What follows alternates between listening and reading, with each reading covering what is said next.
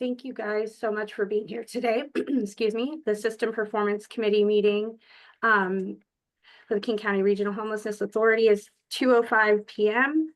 and the meeting 2:06. The meeting is called to order. I believe I'm going to start us out with a land acknowledgement. Give a few more minutes for people to come in. And so the land acknowledgement is the King County Continuum of Care Board acknowledges that we work on the unceded traditional lands of the Coast Salish peoples, especially the First Peoples of Seattle, the Duwamish, and the Duwamish tribe. The original stewards of the land, past and present. We honor with gratitude the land itself and the Duwamish tribe. This acknowledgement only becomes meaningful when combined with accountable relationships and informed action, and is the first step in honoring the land that we today sit on and their peoples. The theory of change is in the chat. Do I have any volunteers to read the theory of change? I can read it if you'd like. Okay, sure. Thanks, Alex. Yeah. If we create a homelessness response system that centers people who have lived experience of homelessness, then we will be able to meet the needs and eliminate inequalities in order to end homelessness for all. Great, thank you. And then we're also doing our grounding with lyrics, and today we have an excerpt from the book. Tamara, do you want to start? Sure. So the passage I'm reading is actually a series of essays. The book is called "Let This Radicalize You" by Kelly Hayes and Mariam Kaba, and it's organizing in the revolution of reciprocal care.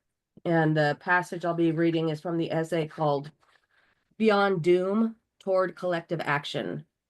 And collective action is not only the ingredient to make transformative change. We also need sound strategy and resources, and we need radical imagination. Radical imagination is essential to organizing and also important to me because the horizon that I am working toward is a world I have never seen, a world without policing, imprisonment, or surveillance.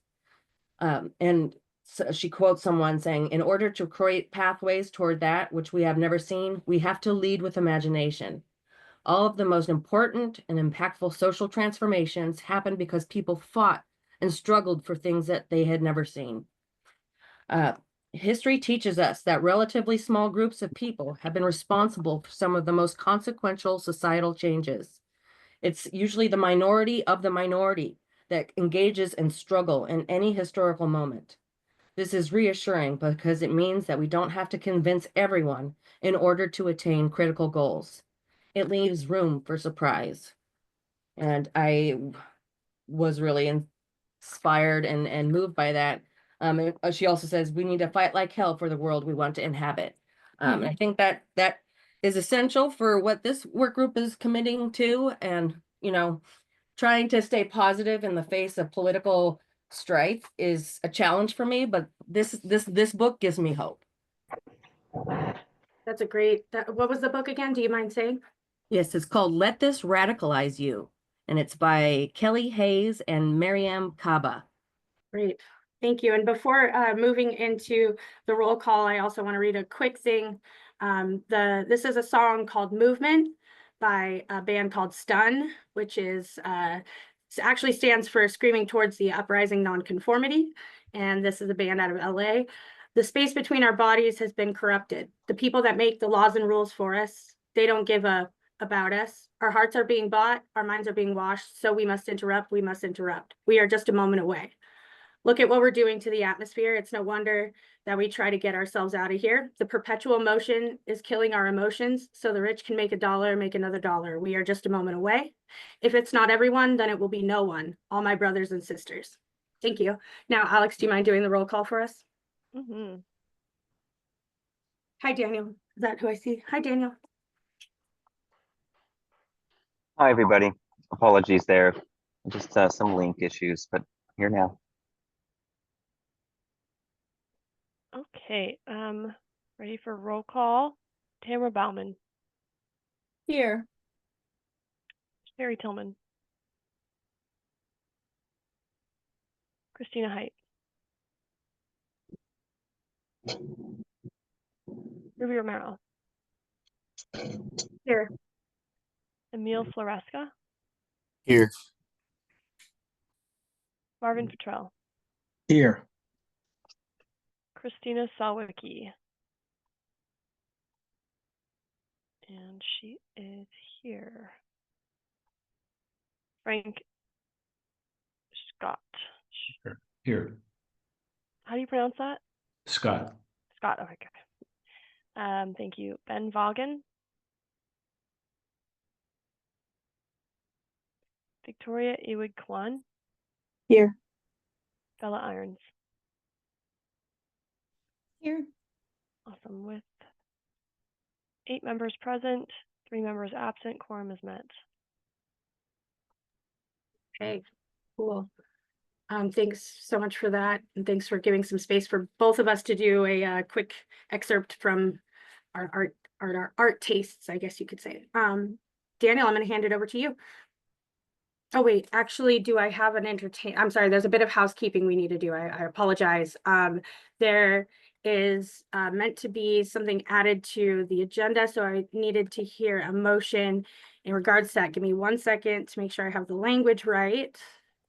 It would be to adjust the agenda, or to amend the agenda to reflect that we would talk about after the HMIS survey results, correct? That we would move into the discussion about the annual work plan. Do I hear anyone willing to entertain that motion? I so move. Marvin. Do I hear a second? I second. That was Bella or Victoria, I believe, or Tamara. Either one. Okay, cool.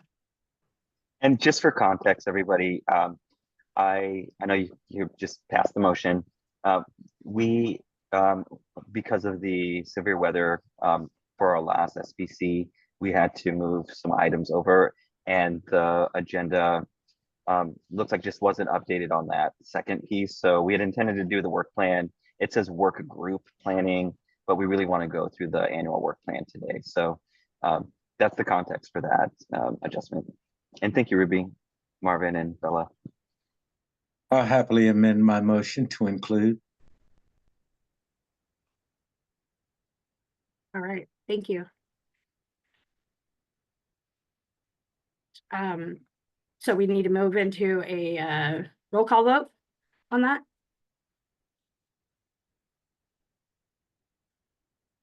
Okay, here we go. Second.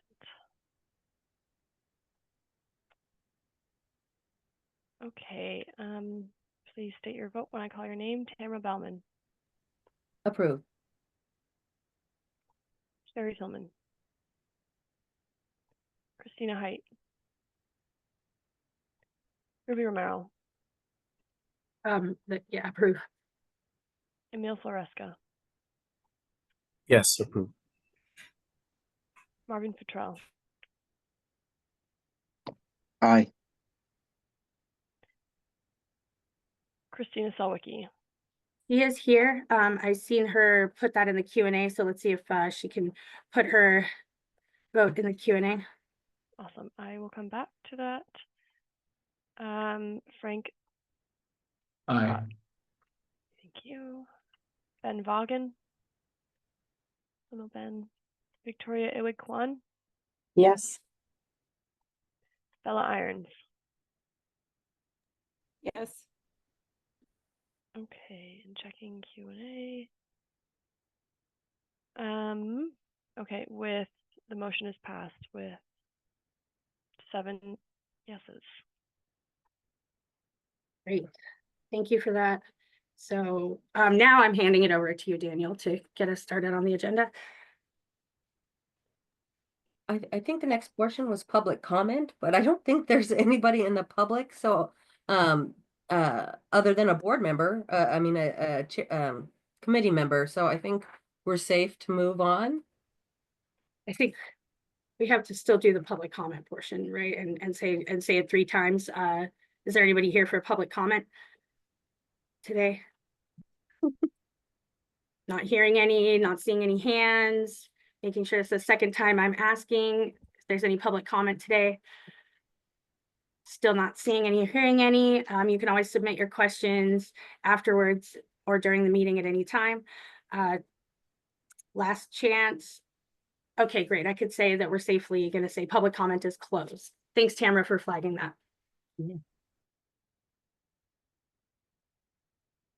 Great, thank you. Can everyone hear me okay? I'm on earbuds today. Okay, great. Sometimes there's some Android Mac incompatibility, so good. Yeah, so we'll start out the agenda today. We got a lot to go through, everybody. We're towards the end of the year. There's some exciting things today. If you haven't looked at the agenda, aside from the motion to amend it this just moments ago, we're going over some pretty substantive things.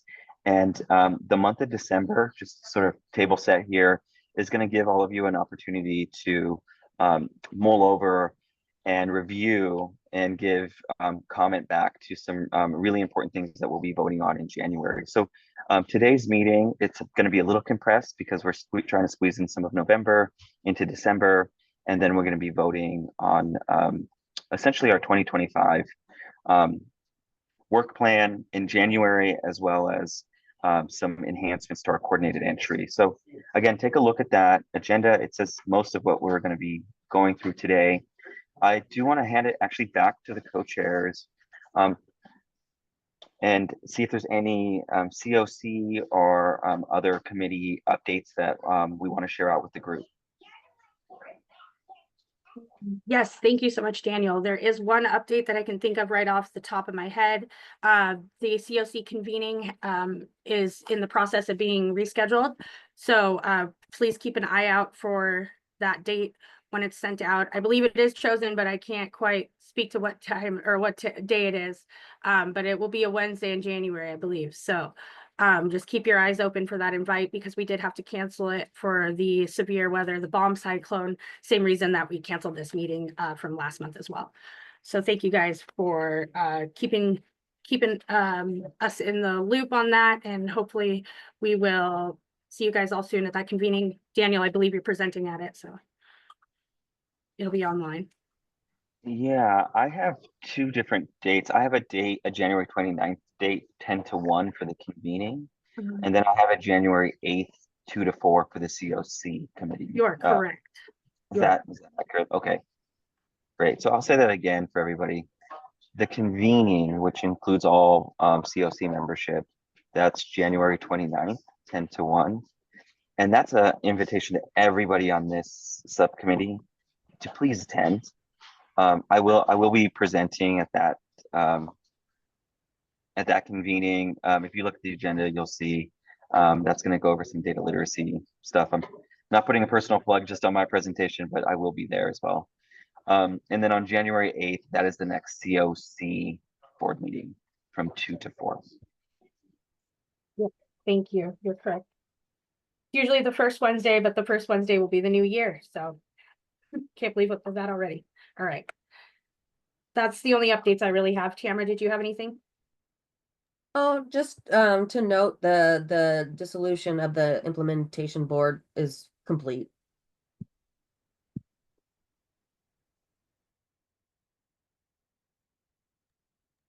And that's it. Any questions from any of the members on any of that?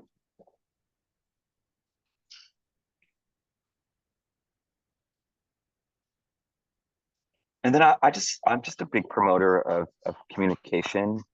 So if any of you all are in spaces, you know, Victoria, I know we have our monthly meetings, and Emil, Bella joining, Frank. If any of you are in any spaces or meetings where you think there are important updates, please feed those to the co-chair so that we can get those read aloud so we're all informed. Marvin?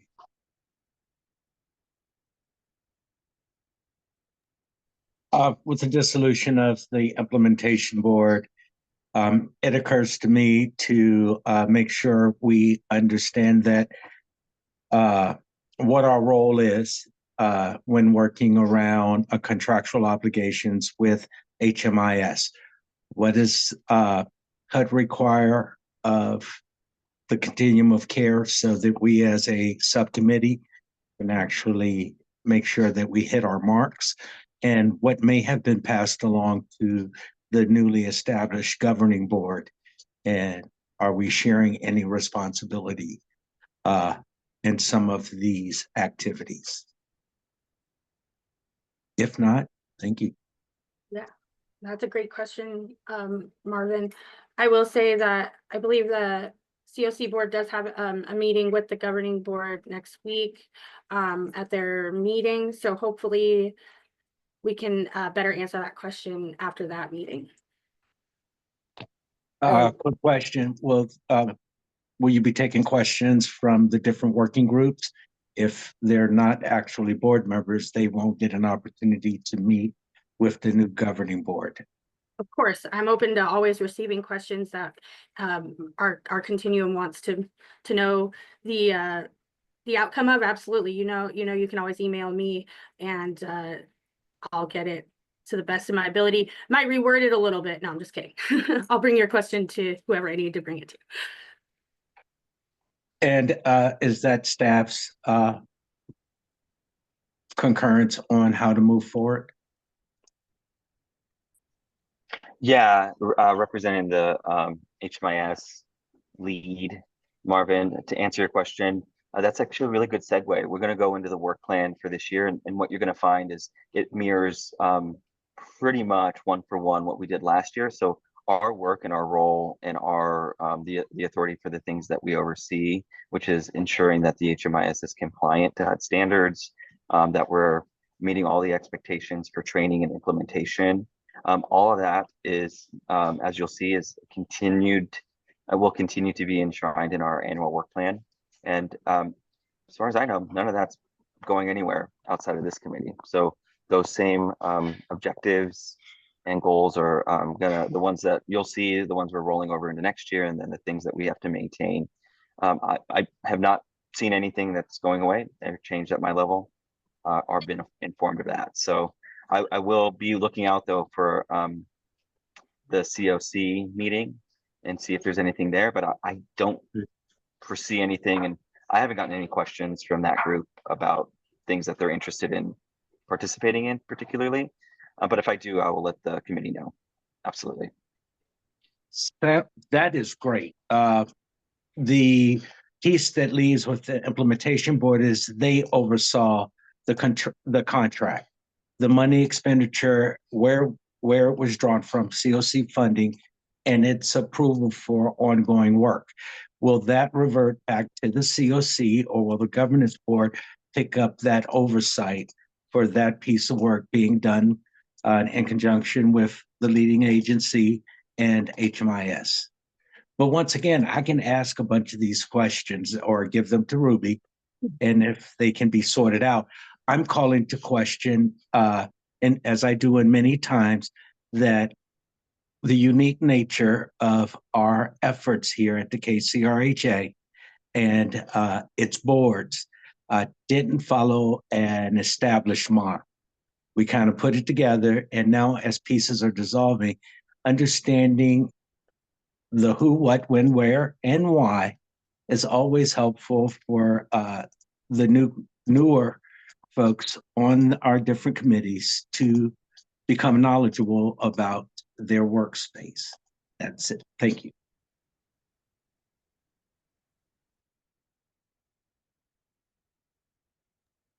Thank you, Marvin. Ruby, I'm not sure. I think you're still muted. Okay. I am muted. Oh. I was just going to say we're working on that's something that we're discussing at the next COC board meeting, is standing up the work group to look at the charter, which I think is where that work kind of gets officialized and done. So we stay posted, and we're going to accept members of the continuum on that work group as well. So thank you for bringing that up. No, thank you. And I'll give it back to you because we have a packed agenda here. Thanks.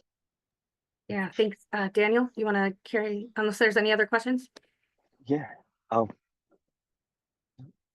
Okay. If there are any other questions, we'll still have some time later. I'd like to introduce Melissa and Lauren. They're our co-ed team at BitFocus. And they have been leading the efforts on compiling our HMIS survey results. So we sent that survey out to all of our HMIS users, and with your guidance and direction of this committee, we extended that survey time to include another extra week, 2 weeks, an extra 2 weeks to collect responses. And what we have today is Melissa's going to walk us through those results. And what I just like to point out to everybody is look at these results, look at what our users are saying. This really is to help us plan for the things that we want to be able to support for our end users and make enhancements and improvements to the system and make sure that our work plan for next year is aligned with the needs of the providers.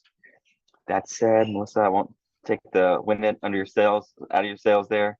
I'll let you go, and thank you. Thank you. Hello, everybody. Again, my name is Melissa Sutton. I serve as Senior Project Administrator here over at BitFocus, and I have the pleasure of supporting King County's HMIS implementation. So I wanted to start us off with a bit of last month's slide that would have been shown, should have, if the committee meeting had not been canceled due to weather. But just to highlight and kind of center us on the overall response rate. I hope everyone's seeing my screen. It should just be a slide. Okay, awesome. Thank you, Ruby.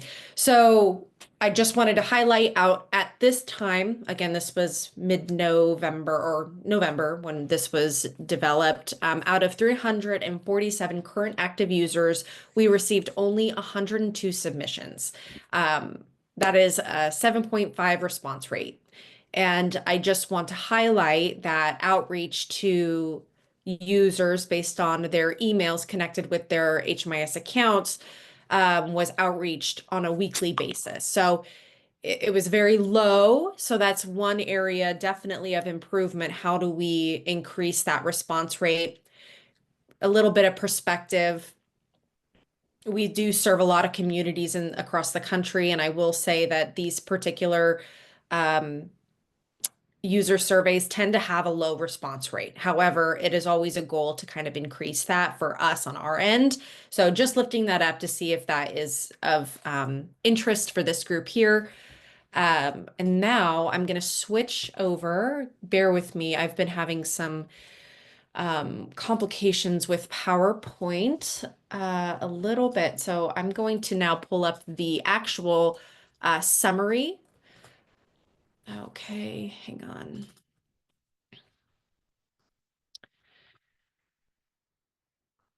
Okay, I'm going to re-share my screen. Okay. So now we're moving into the presentation of the actual results of the summary. So again, we received only 102 responses. For those who may not know, we do use these survey results to assess user satisfaction and interest in future training opportunities to make improvements where we can add to the user experience and the usefulness of HMIS and the end user understanding in the following year. So the survey contained 30 questions.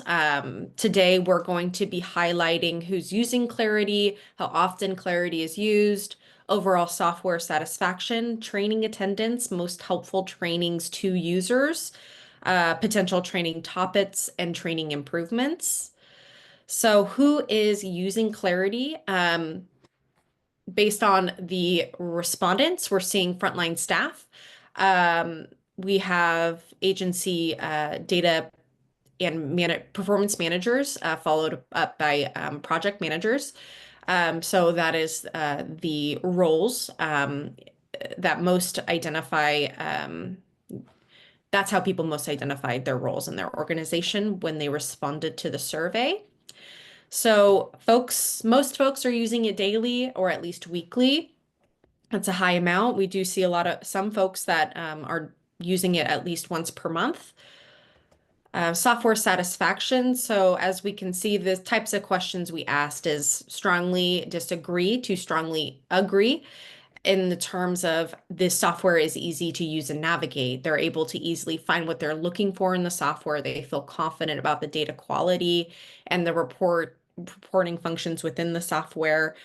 Able to use the software confidently without constantly needing to reference training material or contact our customer support. Able to use the software confidently. I'm sorry, I already said that. Let me see what. That is a typo on my end. I apologize. Experience minimal crashes. So really just software functionality. Is it usable on a day-to-day basis? And I am satisfied with the service and responsiveness of the HMIS help desk, which in this community, it is available to all users, which is a huge benefit. So we do see mostly folks agree or strongly agree with these types of software functions. We do see, of course, we're always going to see strongly disagree or disagree, but for the most part, a lot of folks are happy with the software. And I love seeing that the strongly agree is the responsiveness from our help desk folks, because they are really awesome and super helpful to users. Inventory features. It was requested that we learn a little bit more about how users are engaging with the inventory functionality that was just released in August. So the questions were to identify if you anywhere from strongly disagree to strongly agree with the following statements. I feel confident navigating the inventory dashboard. I feel confident updating unit statuses from the inventory dashboard. I feel confident editing unit and building attributes. I feel confident updating unit configuration types. I feel confident adding units to enrollments when applicable. So we do see a lot of the people who responded, these were only asked to folks who identified as engaging with the inventory module. So the subset would be smaller, in theory. But a lot of folks either are neutral on the matter or they agree or strongly agree that it is that they feel confident. So that's a nice sign in regards to our implementation of this particular feature in the software. Training attendance. So we asked which which HMIS trainings that users attended. And we did see most folks attended the annual HMIS consent and release of information training, which was in March of this year. We did see a lot of people who didn't attend any of the trainings. So we hope to improve that. We would love to see more engagement in those trainings. We did see a lot of people attend our annual HMIS annual report library training. And then earlier in the year, there was the HMIS training on domestic violence programs in the HMIS, along with the King County inventory training. So these were the top trainings. And then we're moving into meeting formats. I think it's also helpful to engage how people learn.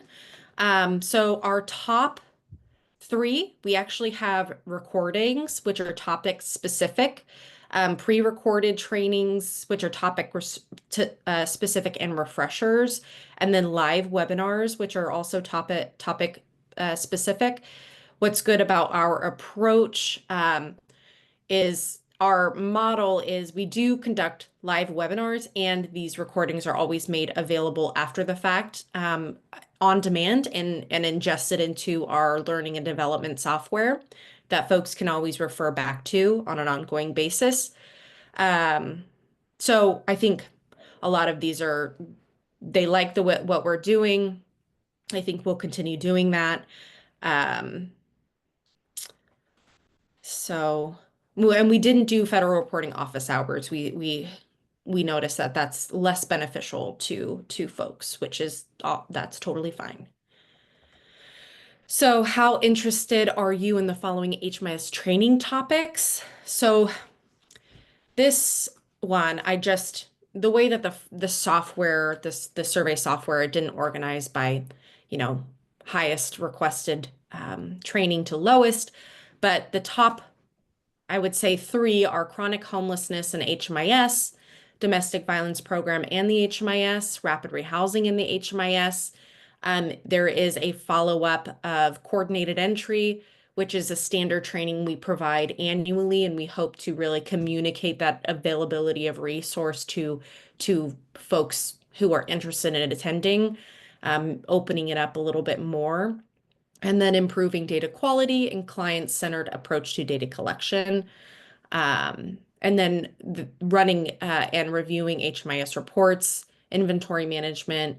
And those are really we try to have training once a month when we are not facilitating a quarterly leads and coordinated entry trainer work group. So as we move into the HMIS work plan, you'll see how we ingested these training requests into that plan. Okay, and then here are just to really these were write-ins. Basically, we didn't note them in the as an option, but we did provide a space to write other. So we have Looker, data analysis, household management, HMIS policies and procedures, and housing navigation. And then what we will do with this data, now that we have a better understanding of what the users are needing, we can begin to implement the suggestions into our 2025 work plan, which we have already done. And that is all for the survey recap. Great. Does anybody have any questions? Oh, Marvin, I see your hand.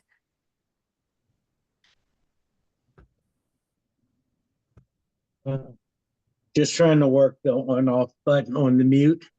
I guess my question is going to center off that we started off with an acknowledgement that the response was low. Mm-hmm. How confident are we in identifying trends that we're going to actually put into a work plan based on a 10% return on the users that are actually using the system? I will vote, as you asked earlier, we increase responses any way we can so that we can increase the confidence that what we're learning is actual learning and not just responses from a minority.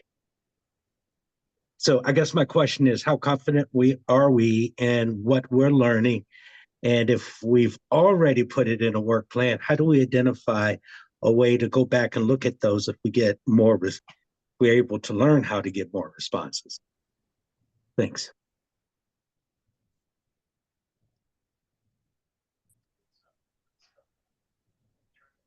Yes, thank you, Marvin, for that. I think there's a couple pieces there to kind of tease out. In terms of the responses, we took the feedback from this group and we extended that for another 2 weeks. So that was one strategy we used, and thank you for that from this group to try to attain more responses. In terms of using what we have, I would say, as decision makers, you'll never have a complete accounting of every person's wants and desires. So we're always working off of limited information.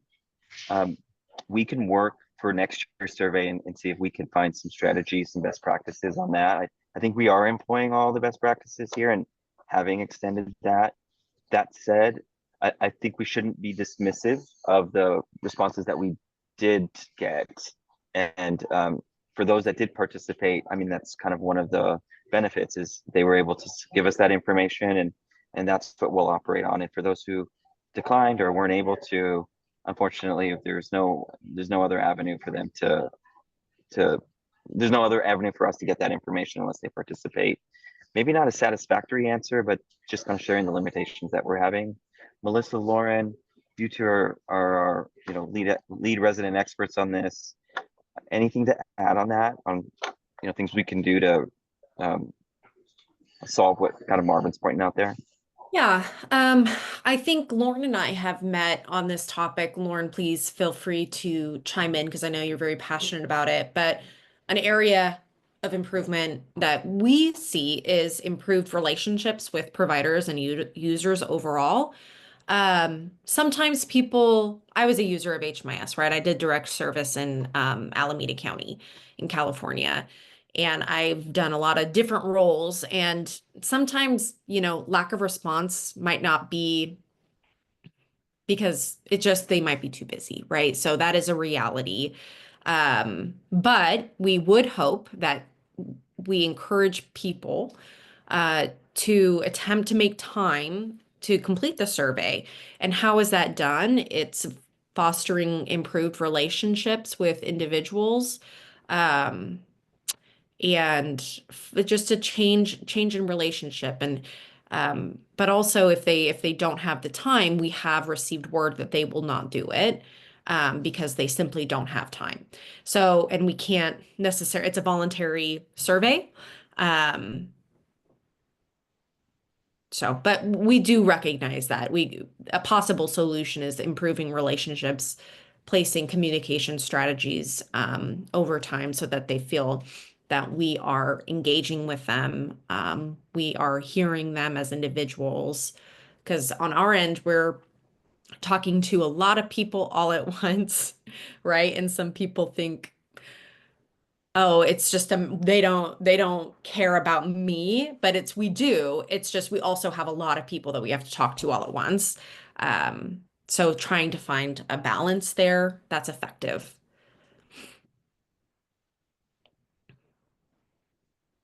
Thank you. Both answers, while not complete, are helpful. I just want somebody else to recognize that we have less than a 10% return. Just someone say it so that I know that there was thoughtfulness, that while we may be able to catch trends, there's no way to hear with any sort of accuracy what our users are actually experiencing. This is just from me. I'll lean on Tamara and other folks that have been on the SPC for a while. One of the driving pieces for what folks wanted from a system performance committee was a better understanding of not only what the users get, but also how the community is impacted. I believe it's gratefully impacted if we're in any way unsure of what we're representing in terms of a work plan that actually is impactful for the people who will be engaged with it. So I don't know who says I understand, but it would be nice to have that level setting so that we're not making, I don't want to say false promises. I don't want us to present things as, with what we have, this is what we're going to try to do and we can grow from it. First piece is either figure out how not to do surveys, but other manners in which to get more feedback on the system. Thanks. Yeah, and I think I did hear acknowledgement during the presentation that did occur, but I hear you, Marvin. We did have a less than 10% return. Frank, do you want to go ahead? Yeah, I might build on what Marvin said, but perhaps from a slightly different angle. I think non-responders to surveys are potentially quite telling, and it could be that people aren't using the system as frequently as we thought. It could be that people are so pissed off that they're not going to respond to a survey. It could be that they don't think that anything they say will result in any action. I would be interested in a couple of things. It should be fairly easy to do a tally by agency to see if there are any major agencies and even minor agencies that didn't respond at all, and then do a good faith call down. It's qualitative, but say, hey, you didn't respond. Can we talk about your general satisfaction with HMIS? Can we talk about some of the conclusions that came out of HMIS? Can we talk about the priorities that we're reading from HMIS, the survey? Do you agree with those? And I don't think that the only way to do a survey is remote and virtual. You can do call downs, one per agency, and probably get more texture and more qualitative feedback than you would from, I mean, basically the survey says everything is pretty darn good. I think we can, with a little bit of work, we can probably do a little better than that. Thanks for listening. Thanks for that, Frank. Bella, did anybody want to respond to that? I'm sorry. Okay, Bella.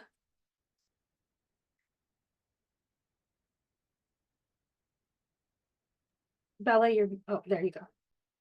I'll take the opportunity to respond to both Frank, Marvin.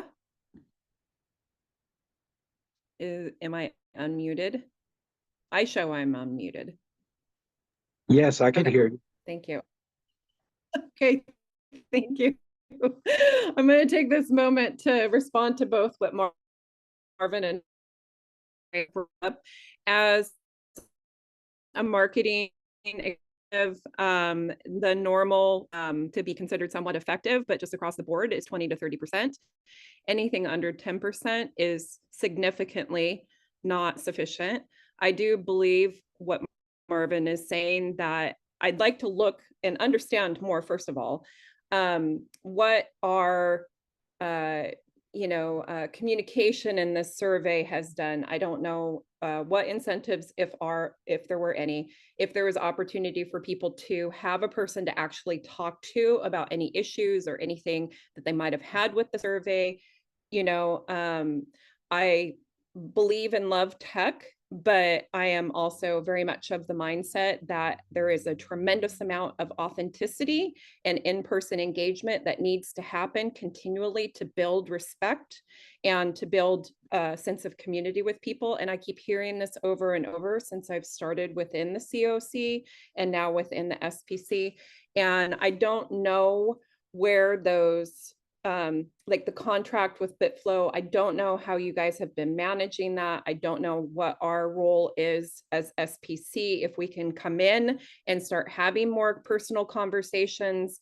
How do we manage that? Because right now we have some data, and my bias is that it's insufficient, and that we would like to do some things to take more steps now to try and see if we can supplement that data before we start moving forward with any kind of significant planning or group, activity that's going to take a lot more resources, and not just extend the time period, but extend the actual engagement with people to see if we can supplement this data. If we can't supplement the data now, no matter what, we have to start building these relationships and what Melissa has said, so that we can find out how are people feeling out there, because it is very telling that such a low response rate, is an indicator of something. So what is that something? But also on the back end, I'm not entirely sure why we have to move a work group forward or any kind of plan right now. I don't know if we have a deadline for something. I don't know if there's expectations that I'm just not aware of. But is there any kind of leeway in this? You know what I mean? Can we be paralleling actions moving forward, trying to do phone calls, trying to do more personal outreach, get more context and information, put off any kind of planning or work groups related to this data for a little bit longer, communicate why we're doing that so that we can try and bring in more people to be engaged in it? That's where I am right now. So I have a lot of unknowns, but I do have an immediate feeling of hesitancy that I don't feel that we have what we would need to justify a whole lot of additional resources right now to move a ball down a court that we don't even fully understand where the goal is for it. Thanks. Yeah, thank you all for that feedback. I think we're all in agreement. We would want more robust data to make our planning efforts off of. I have Alex taking notes on that.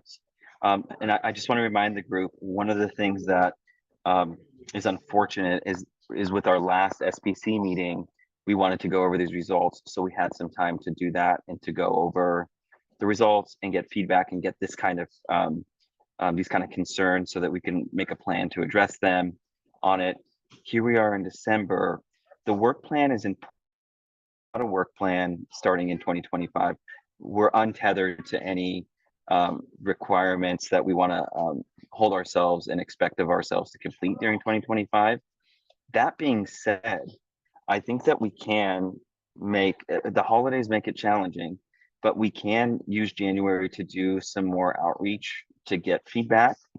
And at the same time, you'll have an opportunity we'll go into the work plan here shortly.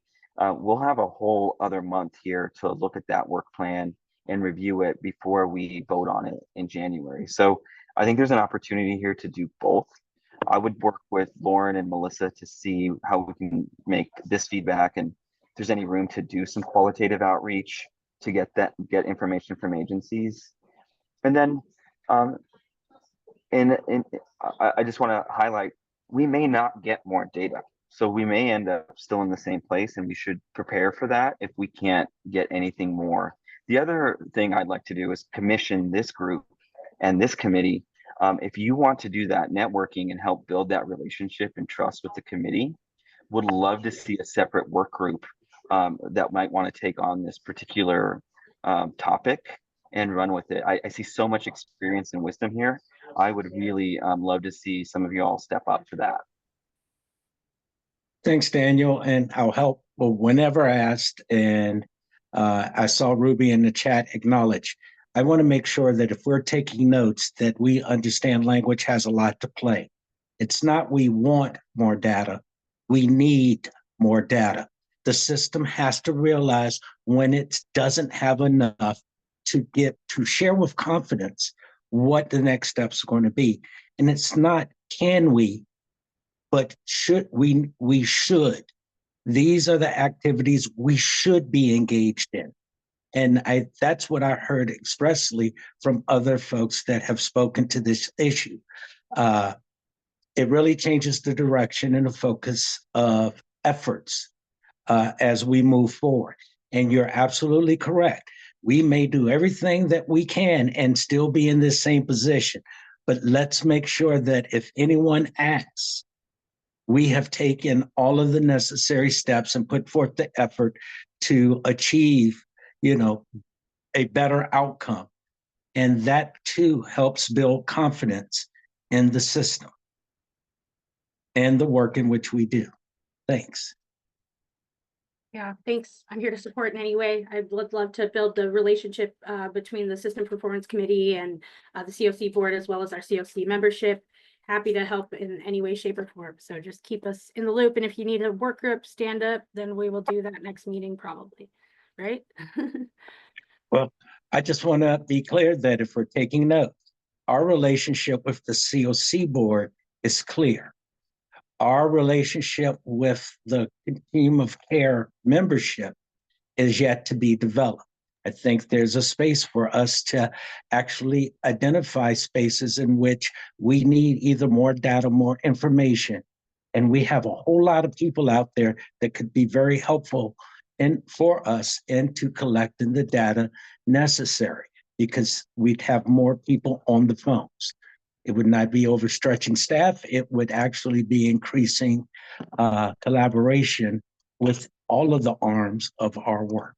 Thanks.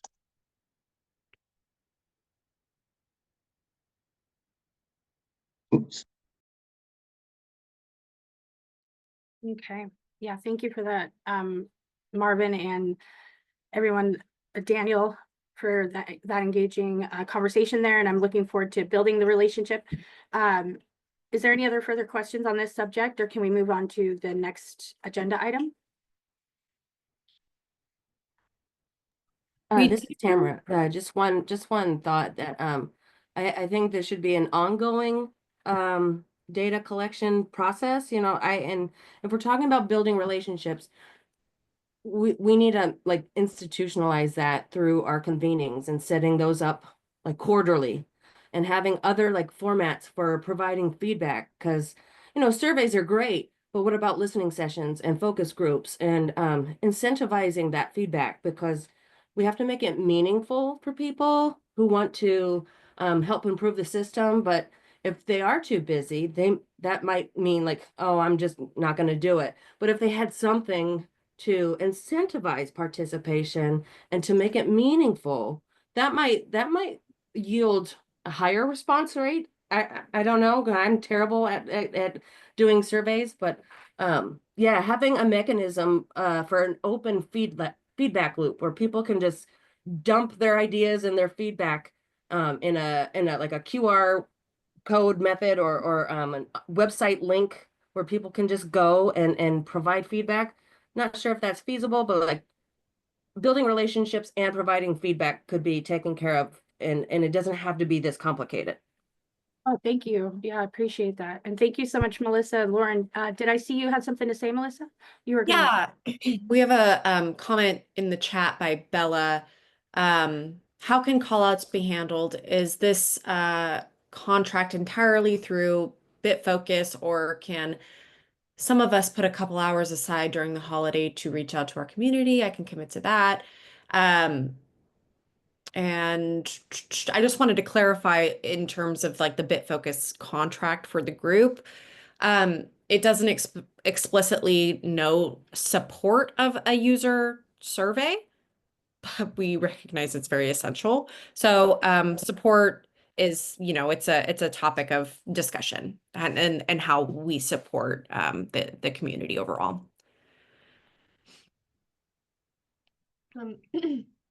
Daniel had some technical issues and had to log off, but will be joining us back in a second. He did ask to for us to move into the work plan. Yeah, did we have a break on our agenda at all? Just curious. If we probably not, because it's such a cram-packed one. I did not see a break on the agenda. Okay, cool. Well, while we get started on that work plan discussion, just thank you guys so much for engaging with us on that survey. It seems like it was really robust questions, and I hope that the data that we did get is helpful to guide right now, you know, at least. And so I'm excited, and I look forward to partnering with you guys on how we can be of, you know, to either call out or do whatever is needed to help establish that connection. Thank you guys.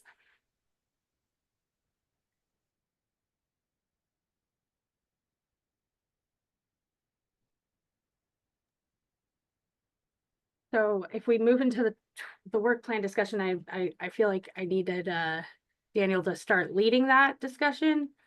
Oh, Melissa, if you're there, you go. The plan would be for him to probably do a nice intro to the work plan and then pass it along to me. So I will say that if Daniel joins, he can add additional context. What we had spoken about as to the flow of this. I would share my screen. We would go line by line. It's pretty hefty. So we're asking to leave questions to the end. Please take notes, because I just don't want you to forget anything. I want to have like a very healthy discussion about this. And to everybody's, I'm sure, happiness, there is a line item about, you know, the annual user survey. What does that look like? So I just feel like it's a good opportunity for discussion. But again, let's hold all of that until the end. Because how much time do we have for this topic, Alex? I think it was till 3:20, and I'm a little nervous about that. Yeah, let me. It's okay if we go over. This is important stuff. Okay. I don't know the rules because I'm not technically a panelist. I'm just here, you know, as a support. So let me know the rules. Good. Sorry, my computer is not loading the agenda. Give me 1 second. Yeah, just take a 30-second hiatus on this presentation just to make sure that we are not going to go over time. Let's see. There we go. Let's see. HMIS results. 2:45 was when we were supposed to start the work plan development. But go for it. Just, yeah, it's okay. You know, things go over time. Don't worry about it. Okay. All right. So this is just a standing work plan that has been used for quite a while. And it has a couple different buckets. We have system administration project management bucket. We have initiatives, technical support, and help desk. We have agency management and coordination, training TA, coordinated entry. Those are our main buckets. So we'll just start at the top. System administration and project management is the only larger bucket with 3 additional subheaders. So the first one is system administration. So we will implement HMIS and act as a liaison to the COC. Monitor user agreements, COC governance charters, client consent forms, interagency data sharing agreements, system user agreements, and user code of ethics policies. Integrate the needs of new programs for data collection and reporting, and develop new data entry and reporting protocols. Ensure all functionality and services provided by HMIS are optimized and used to the fullest of their capacities, and that users meet data collection standards. Maintain a list of agency administrators for the entire COC. Coordination and maintenance of the housing inventory chart. And the status of these are ongoing. So this is work that just doesn't stop. It's always happening. I mean, not always happening, but it could happen, and it always kind of reoccurs and it is ongoing through the years. It's not a start and stopped style project. It's just services that we offer throughout the entire year, should it come up. And I mean, for the most part, it is happening at least on a monthly basis when we're interacting with agency administrators. For standards and policy coordination, manage agenda and facilitate weekly HMIS CE calls with the HMIS lead. So what this means is weekly. So we just facilitate meetings for the coordinated entry team and the HMIS lead team. Participate regularly and actively in performance steering committees. This is this group. Coordinated entry committee as requested, or their successors. So should these entities change, we would be partners and engage in that. Ensure HMIS operating standard operating policies manual is maintained and update as the COC makes additions or changes to HMIS policy by request. Ongoing monitoring of users, user activity within the system to ensure compliance with policies and procedures. So 2 of these activities have cadence to it, whereas the bottom 2 are ongoing in nature. We have the third sub-item, which is reporting, analysis, and data management. Develop and finalize annual data quality improvement plan for the following year. Present quarterly system data quality reports to the HMIS lead, which includes overlapping enrollments. This work plan was created in partnership with this community impact team at KCRHA. So I just want to highlight this. It wasn't that BitFocus made this. We had 3 working sessions to review, clarify, and make updates. Quarterly report out and narrative demonstrating status of all work plan responsibilities to the System Performance Committee. So that's our report out that we provide to you and updates on the work plan items. So what we talk about here over quarterly for the following 2025, you would receive updates from our team on the status of this particular work plan. There's flexibility in the way that is done. Right now, it has been PowerPoint presentations. So we'll continue that until something else is requested, but just know that that's flexible. Report of help desk tickets provided to System Performance Committee when they convene, types and resolutions. I actually can't recall this one, and I don't think that this is currently done.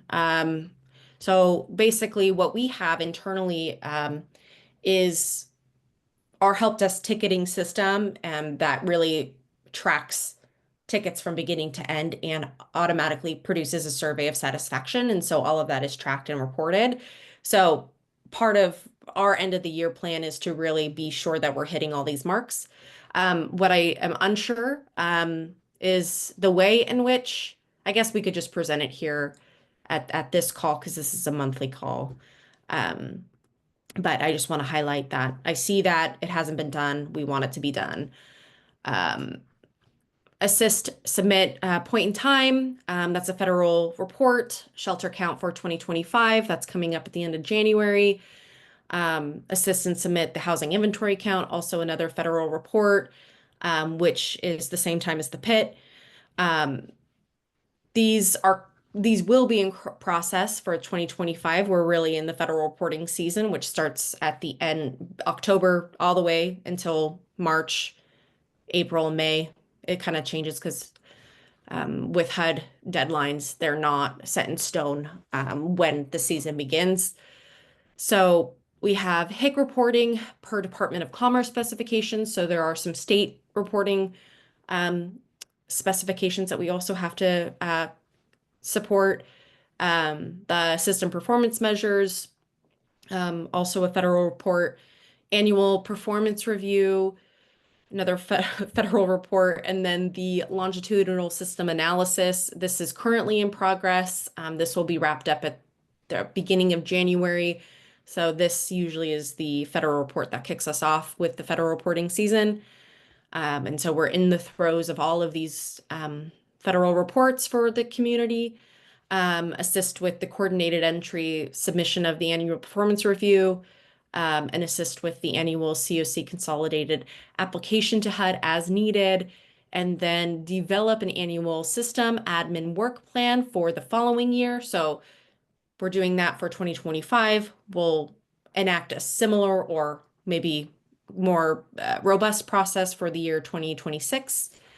We can talk more about that later. Initiatives, technical support, and help desk. We conduct an annual system-wide record deduplication process. So we're basically reviewing exact and possible matches and doing outreach to see if we can get those duplicates merged.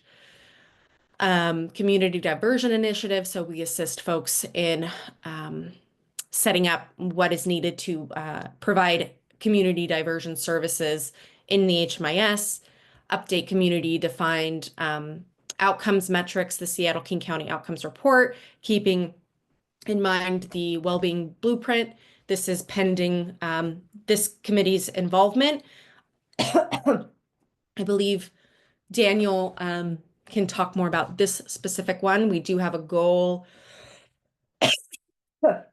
to have the reporting specs be, I'm so sorry, be working on, I believe it looks like in June. So, but there's work to be done outside. Yay, Tamara! That there's work to be done that is outside of this work plan that would have to happen so that can we can move that along. Help desk assists users with implementation of basic HMIS program setup, response to help desk requests within 24 hours, 48 hours average resolution, maintain HMIS website, which is the community's HMIS support website, ensure coordinated entry intake is functional to allow CE referral specialists so that they can continuously process housing referrals.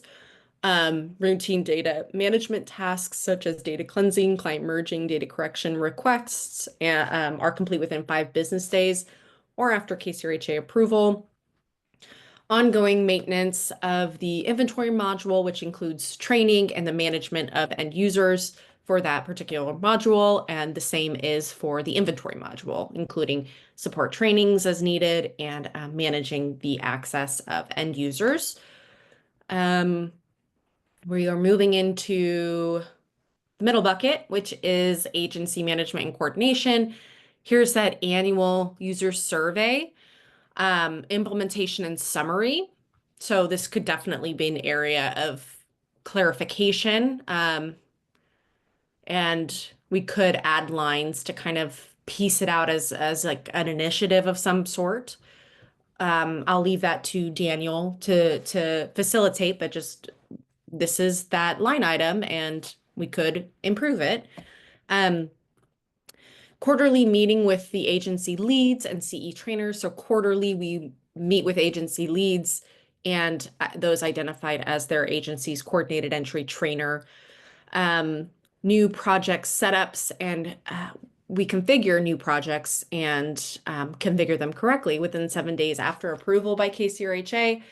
We do a biannual collection and review of security checklists. So that is almost a agency certification that they are following expected HUD defined rules as it comes to privacy and security. So we do that twice a year. Monthly email data quality reports are sent and made available in data analysis. So this is occurring via our canned reporting to agency leads, and data is made available in the data analysis section as well.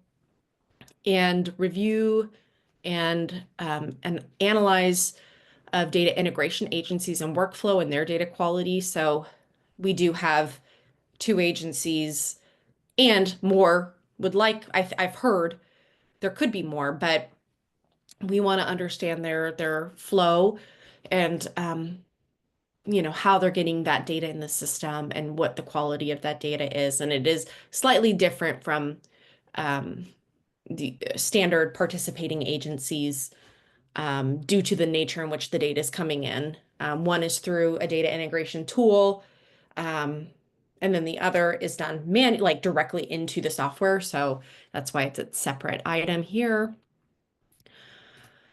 Training, annual training calendar developed and approved. So this is also done in partnership with the HMIS lead. New user trainings, that's available on demand and allows people to get access to the system. King County HMIS specific training. Sorry, Daniel. I hear ya.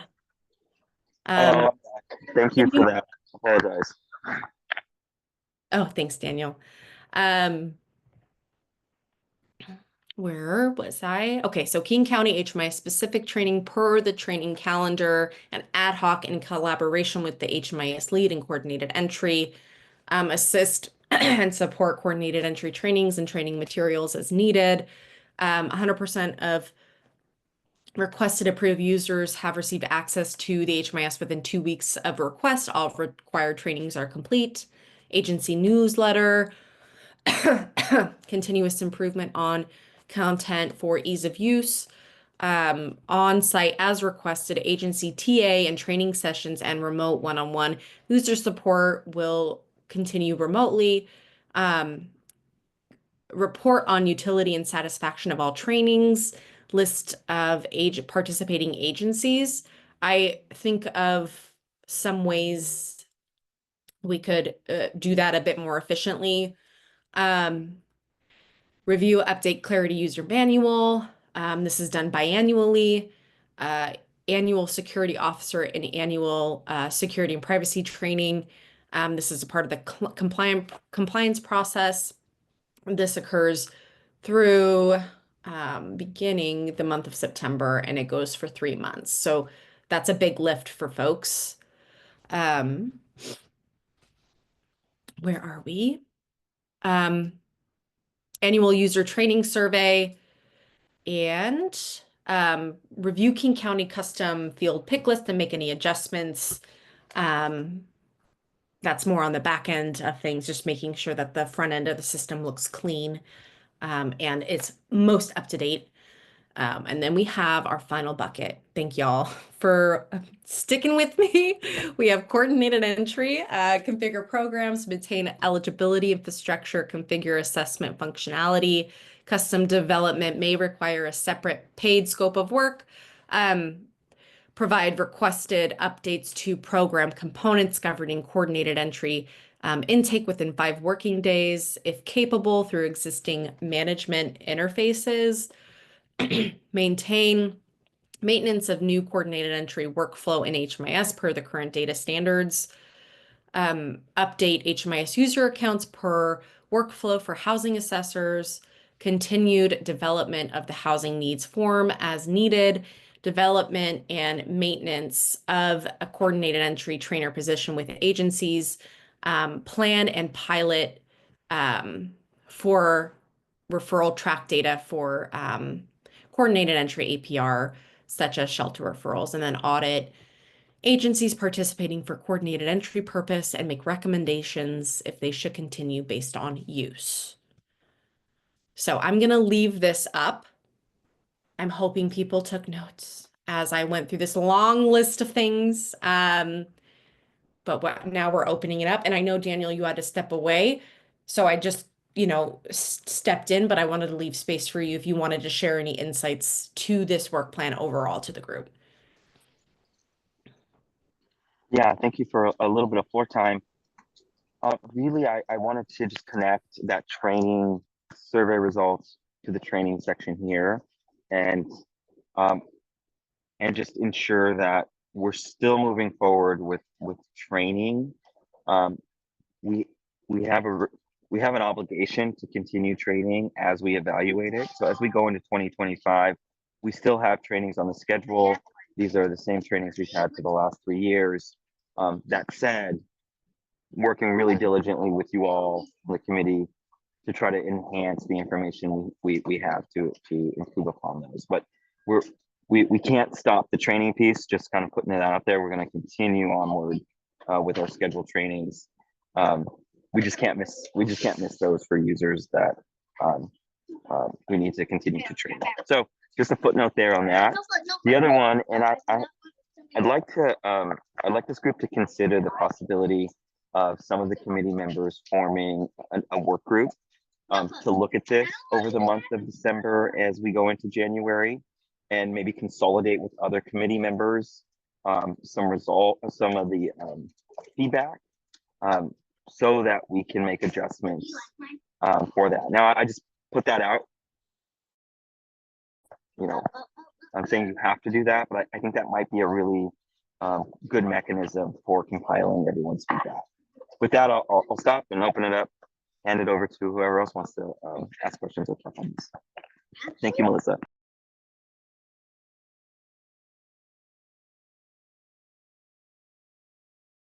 Yeah. If nobody else has any questions right now, I have just a kind of a quick question, I think. So when it comes to, do you mind scrolling down for me really quick? Sorry. Okay, thank you. Yeah, I think it's right in here. So the configure the update. Sorry, I have my dogs. They're making a bunch of noise right now. Oh yeah, okay, so the continued development of the housing needs form, or the like these workflow of the housing assessors and stuff like that, where could we find what the current ones are? And also just what was the other part that I wanted to mention? I'm sorry. I did take notes. I swear I did. I'm a very good child, took notes. So the agency assist support CE trainings or training materials as needed. Yeah, so I guess I just have questions surrounding coordinated entry trainings and things like that. And just kind of like, is that something that takes place at the coordinated entry committee? Is that something we should be attending? And yeah, thank you. I'm sending you links to what we currently have. So one's a direct links to the KCRHA website. And then I am linking you to the HMIS support website on coordinated entry. And y'all can take a look. at that. And in terms of how y'all engage, I'll have to let Daniel answer and address that. But I wanted to circulate some content that we have that's readily available for the group. Yeah, I would like to highly recommend that we figure out some form for feedback on this, whether it's individually or together.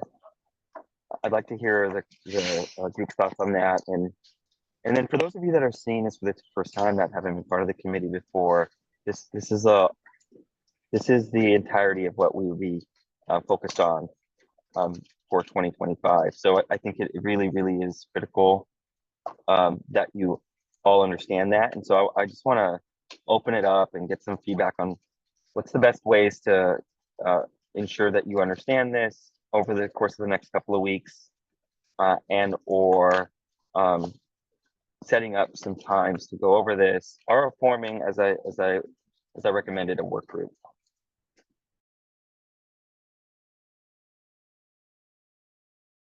Marvin, did you want to go ahead? Sure, I'm happy to. The first is I like Daniel's suggestion for starting a work group. It enables us to not only become more aware of the what is, but it lets us share it with the rest of the folks on the committee and our people in our continuum. Second is, as Melissa laid out, several things that I think a really simple solution is if we did have 4 convenings throughout the year. Our work plans would fill each convening with, a piece of the overall puzzle. I'm sorry to call it a puzzle, but what we are laying out to do in our work plan. And it invokes community. It brings folks that are actually out there using the systems into a space where it's highlighted more, and there goes the opportunity to get more out of our surveys than just one end of year response. And then last, if I'm hearing correctly, we will be voting on this next month to then send to the COC board. If so, how does a work group actually, one, get formed, to find a meeting date or time to actually do the work before the next COC or before our next SPC meeting, so we can then vote. Thanks.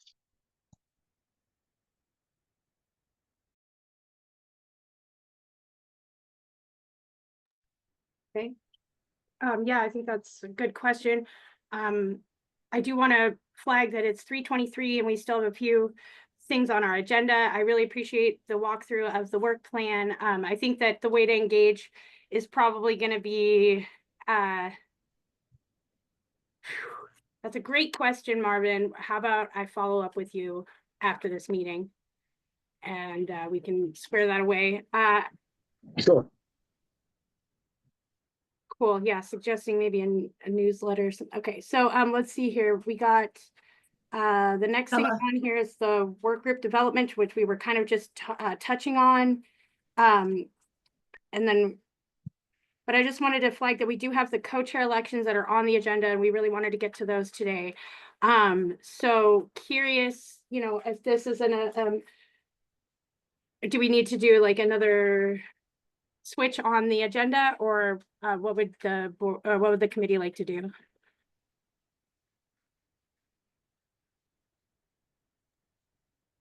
We can also vote to kind of extend our time by 15 minutes if people are able to stick around for that much longer. What do you think, Daniel, if you're still on the call?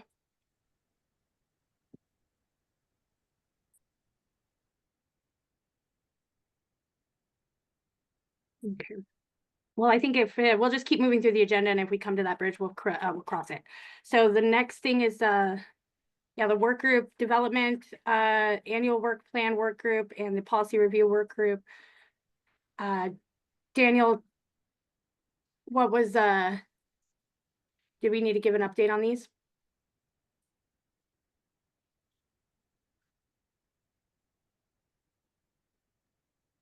Did we lose Daniel? We must have. Okay, all right. I believe that is the work plan work group we were just talking about. The policy review work group is something that we did stand up that should probably start meeting and talking about what we want to be focusing on. I think that was something we set up 2 meetings ago, maybe even 3. So that's a great reminder on that, but there's not much of an update there. The next thing would be, My suggestion would be, we should propose some dates and times to start up those meetings. When Daniel comes back on, again, we could do that offline and then present to the entire group following. Yep. That sounds great. Yeah, I think sorry, go ahead.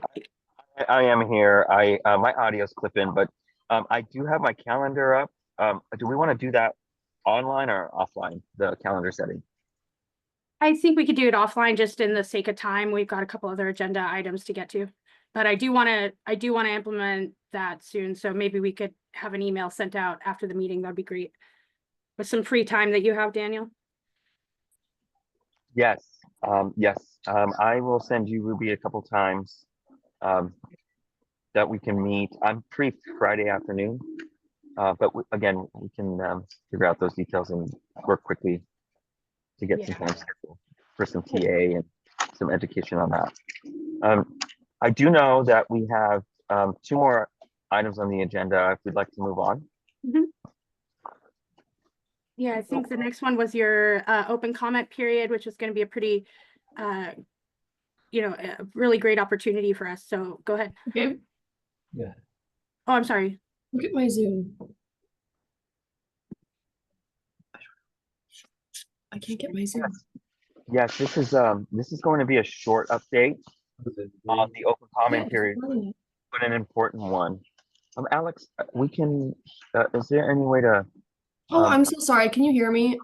Yeah, we can. Oh, It's okay. I'm so sorry. My Zoom just closed and I can't get my window open for some reason, and I don't want to exit it because it would end the whole meeting. So I'll be quiet. We can hear you. Well, I mean, we can still hear you. Okay, if you could mute me, that would be great.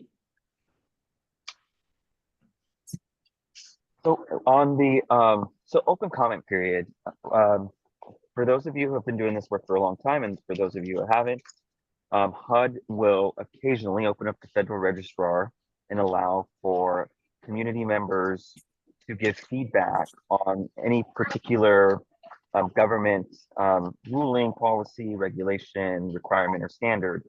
And HUD this year has opened up their comment period for the HMIS data standards.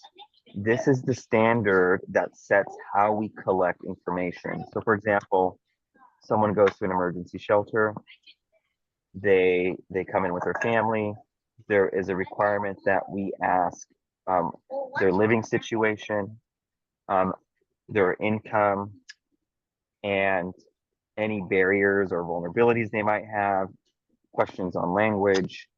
And then when they leave the program, we ask those similar questions. What were their barriers? What kind of income are they exiting with? And where did they exit to? Those are all requirements of the data collection in that process. Now that's a very general high level. And what we have an opportunity to do is to look at all those particular pieces and give HUD feedback on how we see those being able to be improved upon, or any additions that we would like to see in the data standards. If there's information we might want to collectively agree, this is good for our community, for the COC. HUD does, once we put that comment in, HUD will respond to every single one. And they have made this a little bit challenging for groups like ours that may want to have a joint recommendation or set of recommendations. We actually have to put a recommendation in for every single data point that we have a recommendation on. And there's a multitude of them. If any of you have seen the data standards, they're indexed from 3.1 all the way down to 5. And there's usually there's something like 20 or 30 data standards or data points depending on the program. So there's a lot to go through. Luckily for us, the open comment period goes until April. And what I would like to recommend to this group is, again, another work group. I'm sorry, I know I'm asking a lot of everyone, but I think it would be good if we had a couple of delegates that I could work with to look at these, socialize the data standards, gather feedback, and areas where we think we might be able to do it better than HUD is doing it now. And I say that as I say that with hope and determination. I know the folks in this group. I know how passionate you are. I know the data standards do not collect things like well-being or the experience. It's very quantitative and leans a little out of the qualitative nature, which I hear a lot.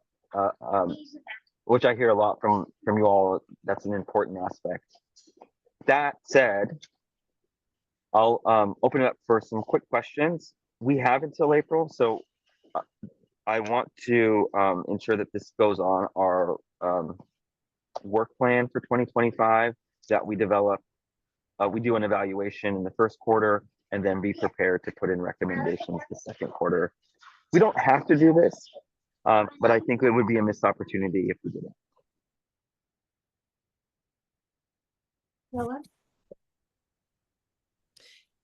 Thank you for that, Daniel.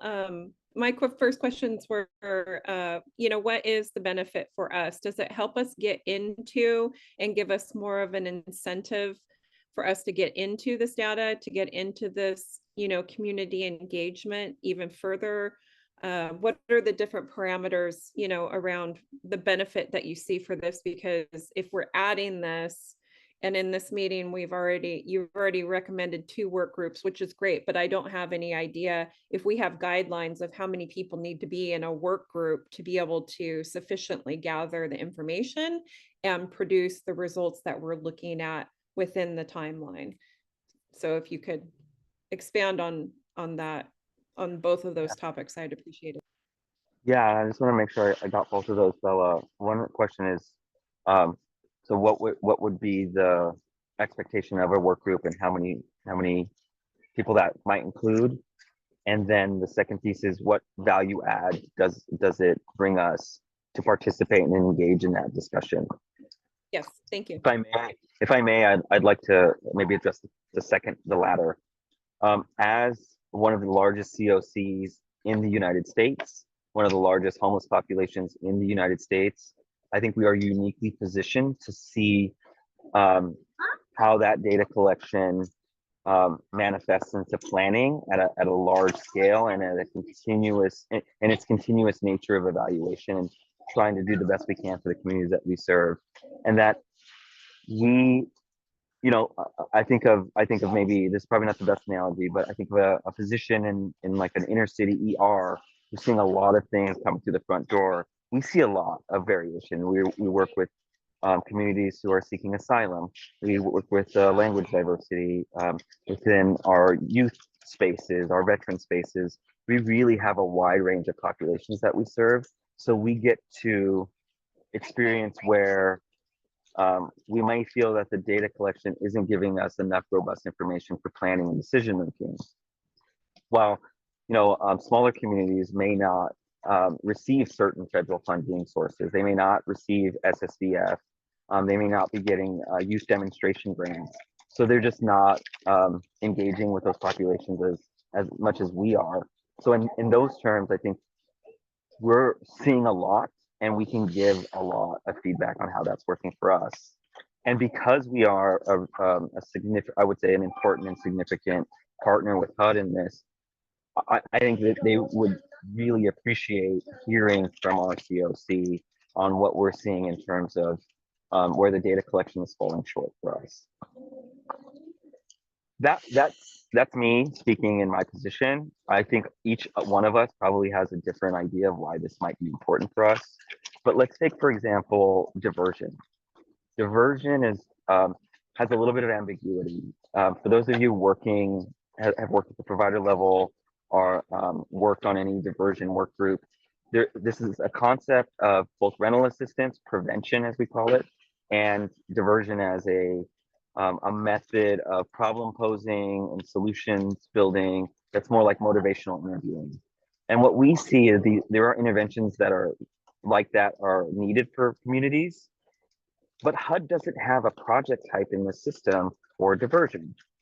We have rapid rehousing projects, we have emergency shelters, we have transitional housing, and we have permanent supportive housing. But nowhere on these categories of interventions does HUD recognize diversion outright. And I think if we don't acknowledge that that's there, then we're hamstrung in developing strong policies, procedures, and guidelines on implementation. And so what we get is a variation of what that looks like in the community, while the experience of diversion might look differently on how each agency defines it. So, and there's pros and cons, I think, to that, without going into too far of a rabbit hole. I think that's a good example of being able to go to HUD and say, hey, look, in our community, we have organizations that want to see more diversion. We just don't know how to measure that in the ways that we want to, and I think the ways that you want to, because we don't have a specific category for that. We would like to see a category called diversion as part of your intervention suite of interventions that you recognize. I hope that was a good example. Other ones, and I know Tamara, you're our foremost expert on well-being. You've done that, I think, the most research on that in the committee that I'm aware of. That's something we also don't capture, the experience of what it's like to experience the homeless response system. And as stays grow longer, our shelter counts go up, our beds, as much as we want to grow them, are not keeping up with the pace. So what do we need to know about the experience in shelters that's not captured by counts of things that we can use to improve the experience that someone is having while in the shelter? Do they feel validated? Are they feeling secure? Are they feeling safe? These are things that HUD historically, although it has improved on over the years, is not explicitly collecting data on. I'll stop there. And Bella, please poke at that more if you like. I appreciate that, Danielle. Thank you. I'm also looking at, the limitations of the resources of our committee and wanting to make sure that if we're going to be taking on additional things during the holidays, at the beginning of the year, considering, the work that was just talked about with the planning for this next year, that we have enough people, people that have time to do these things, right? Like the logistics of these action items, because I see the benefit in a lot of this stuff as well, but, we don't even have our full committee here. We don't have the other people that are missing input. Are they going to be able to step up and offer hours for things like this? How do we move these things forward?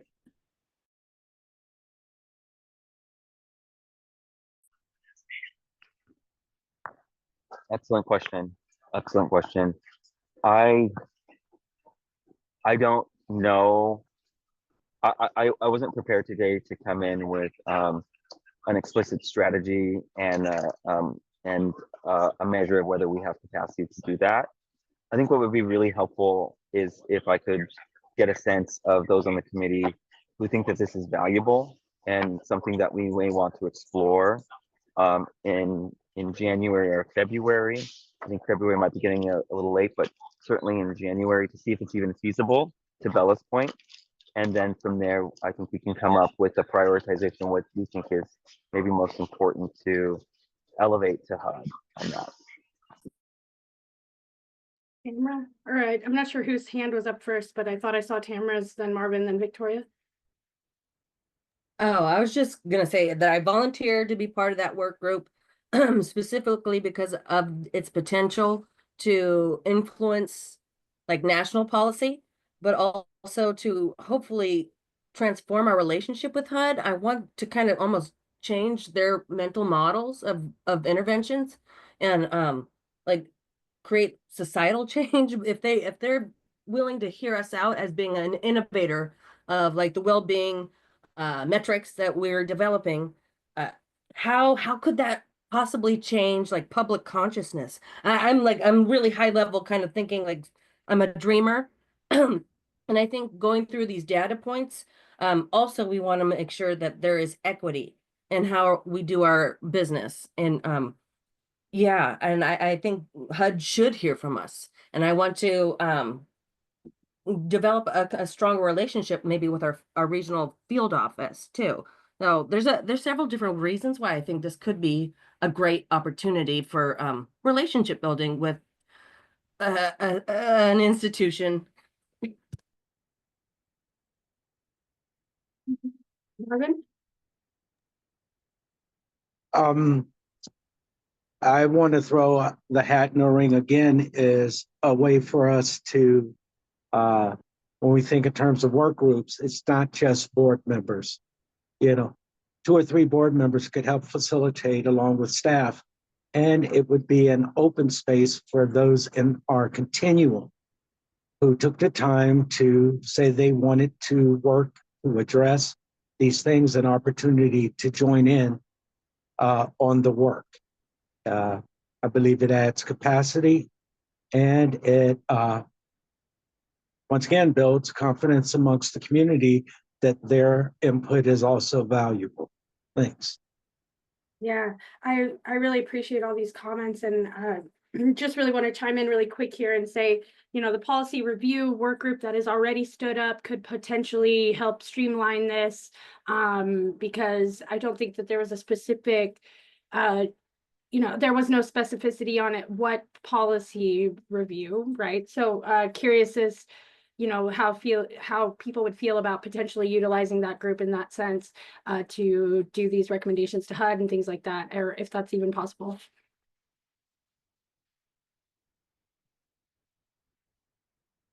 And then Good. But I think Victoria was next. I'll hold that question. I was just raising my hand to express my interest in participating in such a work group. I think it would be very valuable thing for the committee members to contribute to. yeah, thank you for that. Me too, for the record. It is, I know you had one thing, Marvin. Yeah, you asked the question, and I wanted to give a possible response. Presently, as the chair, you can always work with staff to kind of get what their viewpoint might be on having another work group, the cross-cut policy work group, and how it could be effective in supporting the other subcommittees of the continuum of care. Yeah. I found a lot. That was also a very good suggestion. So Great. Yeah, thanks. those are 2 great suggestions. So I think there's a pathway forward on this, and maybe it can live offline for now, in the sense of we could move forward with other work groups, it sounds like, and we can delegate it out from there. If that's, Daniel, do you feel comfortable with that?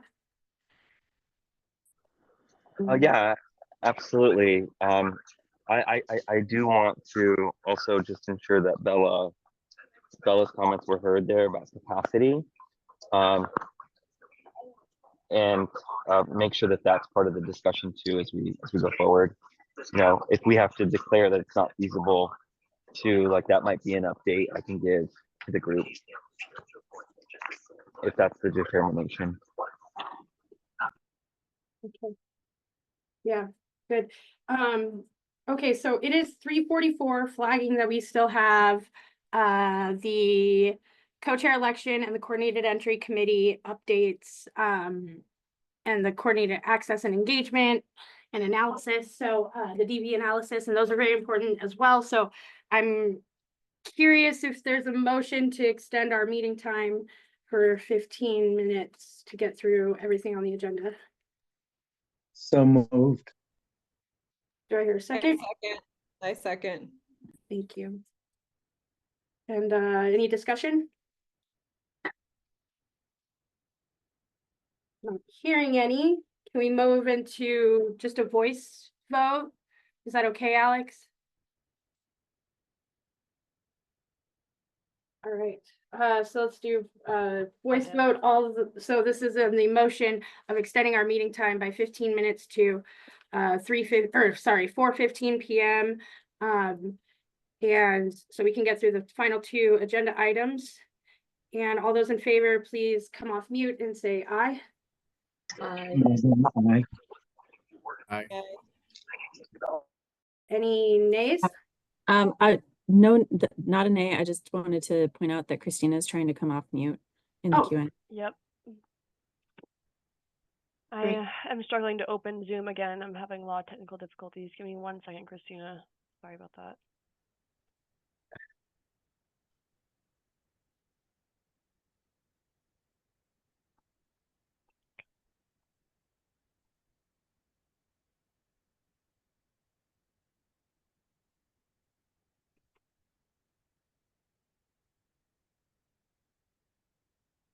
Okay, there we go.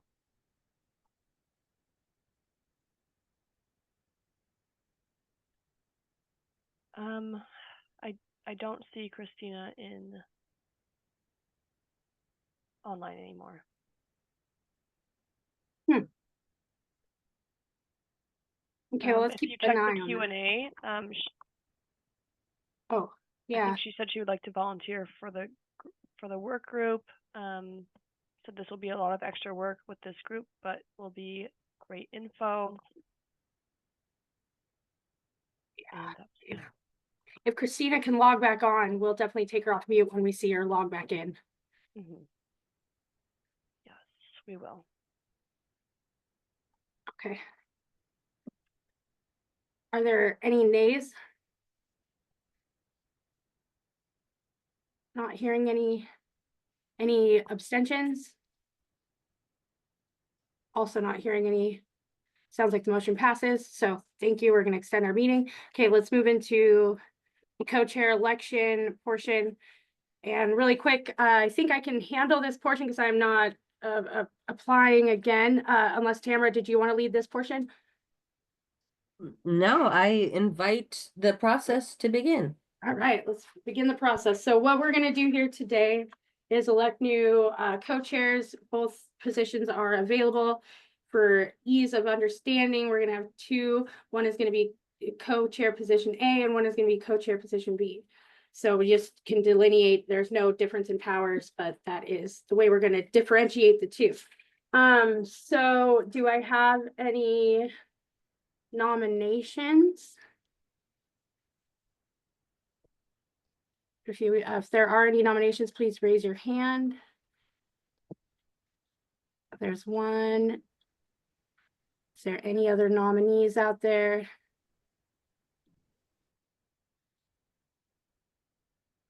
Okay, so I think that is two. I saw 1, 2 pop up there. Great. So we're going to do a little bit of an introduction on with them. They can tell us a little bit about why they want to be the co-chair of the System Performance Committee. And yeah, Bella, you were the first one to raise your hand. Take her away. Thanks. I've sent in information and I'm not entirely sure who's received the information because I was given some questions. And a lot of the questions are some of the things that were asked of me during COC and becoming a board member about my lived experience. So I'll comment by saying that I've had a couple of different experiences in being homeless and living in my car and dealing with a lot of different economic situations, also being a DV survivor. And so it's really interesting to me with all of the different processes, legal, child support, child custody, to be involved in this process. And I've learned a whole lot in COC already and been kind of trying to throw myself in to learn as much as I can. But I do have a strong background in data. In fact, I've been in and around technology for over 20 years. I've worked with a lot of different founders and looked at a lot of different data sets. I come at things more from a complex systems, kind of methodology and just understanding, you know, where things are looking like they need the support, or where you can start asking questions. I'm very logical overall. As you might be able to guess, I'm really wanting to put action items forward, but my own research and thesis is in human-based technology, and it's really been helping me to be a part of COC and to be involved more and more with the things that, even though I have had lived experience, I don't know what other people's experiences are around this.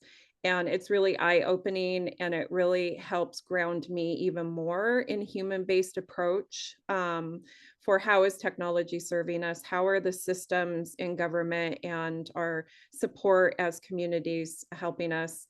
So it's very much an interest to be involved in this. I received so much during this meeting in and of itself for where it is we're going, what work you guys have already done. And feel not only very confident, but excited that this would be something that I could help, you know, co-chair and look into these other areas that you guys have already done and build on the work that's already been put forward. And I really believe in opening it up to more interpersonal communication and more community involvement. I'm finding that is a common thread within the COC and within these roles that I've, you know, placed myself into. And I feel strongly about that, but I'm also very aware of my biases and want to understand where other people are coming from a lot more. So I value all of this experience, no matter where I sit in it. And yeah, there looks like there's a lot of things on the horizon, and I'm gung-ho for it. So that's kind of me right now. And thank you for listening. Thank you. I appreciate that. And I think the second nominee was Marvin. Do you want to speak a little bit to why you'd like to be co-chair? Sure. Thanks, Ruby. Much of what I do is centered around creating better system alignments. I believe consistent work with understanding the system performance and learning about what is lets us identify where there may be gaps or misalignments in our systems. It invokes, hopefully with the theory of change, that as we move forward, we're able to center on the folks impacted by systems and services. We can design better system mechanics to achieve the outcomes in which we want. I am a fan of data. However, I am not, this is not the first space I've been in where we don't have enough conversations around how we collect data, and is it enough to give us a picture so that what we design, implement, and then come back to evaluate, you know, is working and working of all.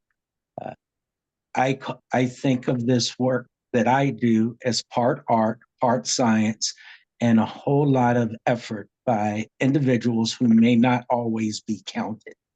So I would always hope that I could work towards holding the space and opportunities open for where we can create change, and where we offer opportunities to not only the systems themselves, but the folks impacted by the systems, to true collaboration for system design, performance, and moving forward. So that's me in a nutshell. So You're not in a nutshell, just so you know. Or which okay. Thank you, Ruby. bad joke. Okay, I get it. All right, I'm not the co-chair anymore, so it's fine. No, I'm just kidding. So the next portion of what we would do is go into the voting section, and I think the way we're going to do this is start with Bella as co-chair position A, and then if then we would move into co-chair position B for voting, but we're going to start with voting on Bella Irons as the co-chair position A, which again is just differentiating the two positions. Alex, are you available to do roll call? Yes, I am. I'm just pulling that together right now. Just to confirm, so I'll do two. Ruby, just to make sure I'm setting this up correctly. I'll do two roll calls. One for Bella and one for Marvin, correct? Yeah, I think if for some reason Bella doesn't accumulate the amount of votes, it would move on to Marvin as the co-chair position A, just to be clear. But I think that, yeah, that's exactly how we're going to do it, is either way, it's going to be two columns. Yeah. Awesome. Okay, thank you. Okay, I'm going to call your name and please state your vote. This is for Bella Irons. Please say yay or nay. Tamara Bauman. Yay. Sherry Tillman. Yay. Christina Height. Ruby Romero. Aye. Emil Floresca. Yay. Marvin Futrell. Yay. Christina Sawicki is still not with us. Frank Schott. Did we lose Frank? Looks like we did. Ben Vaughan. Victoria Iwekwan. Sorry, that's a yes. Okay, thank you. And Bella, I think that you can. You can vote. You can vote. Go ahead, Bella.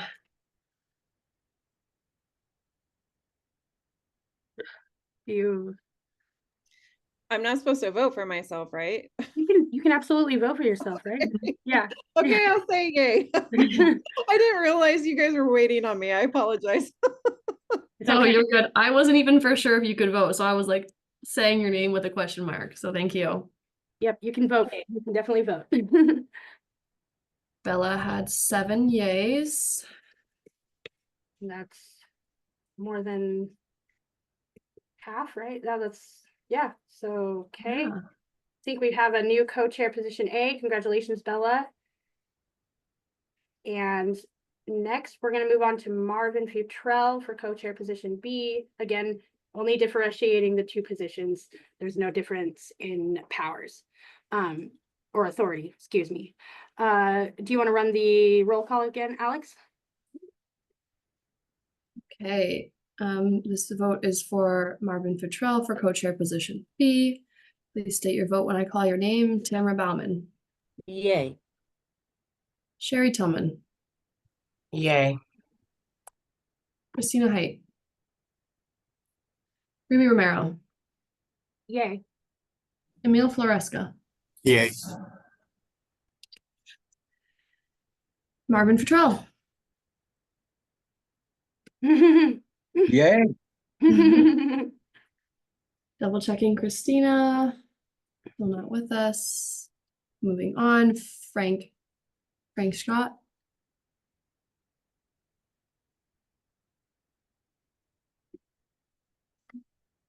Did we lost Frank? Okay. Ben Vaughan. Victoria Iwekwan. Yay. Bella Irons. Yay. Okay. Wait, did we do Emil? Yes. Emil. Yes. Okay, Yep, sorry. yeah. Yep. Okay, sorry. Thank you. I didn't catch that. Okay. No worries. Marvin is confirmed for co-chair position B, and Bella Irons is confirmed for co-chair position A. Congrats, you guys. Yay. That's awesome. We did it. Thank you. And it's been a pleasure serving you guys as co-chair. I've had a blast, and we will continue to work closely in the next coming year. However, I think we're going to move into the coordinated entry portion on this. We have Daniel, Leah, and Tom. If they are ready to go, we are ready for you. Yes, we are. And I am representing the coordinated entry team on this one. I'm going to be giving a short presentation. I'm going to make it short. And it's going to be in regards to some work that we've been doing. And I talked to the co-chairs about this at our last planning meeting. And just to kind of share about this, I'm going to be sharing with you where we are with our coordinated entry for domestic violence survivors. I'll be giving you some background on that. We did an analysis, and I'll be giving you a recommendation from our community impact team. There is no vote today. This is purely informational. Many of you may be learning about this for the first time. Some of you may be intersecting with this work. Some of you may have heard it, but this is the first presentation in a series of many that we're going to be giving to other stakeholder groups. With that, I'm going to share my screen and give you the presentation. All right. Can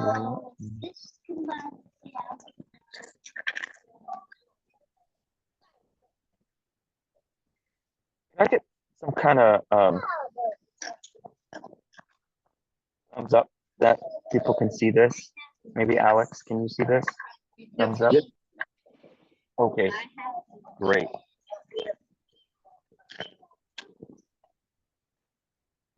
So today's agenda I'm gonna give you the background of the coordinated entry DV system, a review of progress where we're at, a recommendation, and then I'd like for this group to support a recommendation, the recommendation of the enhancements and build out of that.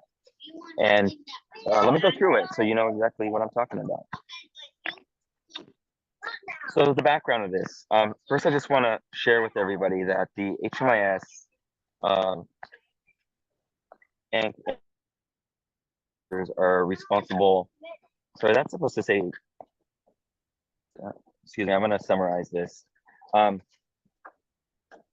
the COC, we are responsible for ensuring the implementation of the HMIS.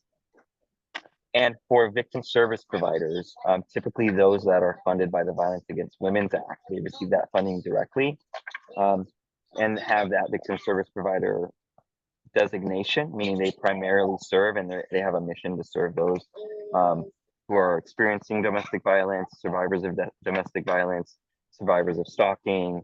The definition is pretty broad there of dating violence and other aspects of domestic violence. We are charged with ensuring that our databases are in compliance with HUD's requirements. Here are some of those definitions that I talked about earlier today. And the important part of this slide that I want to convey to you all is we are under the state's instance of HMIS, meaning we use their HMIS instance.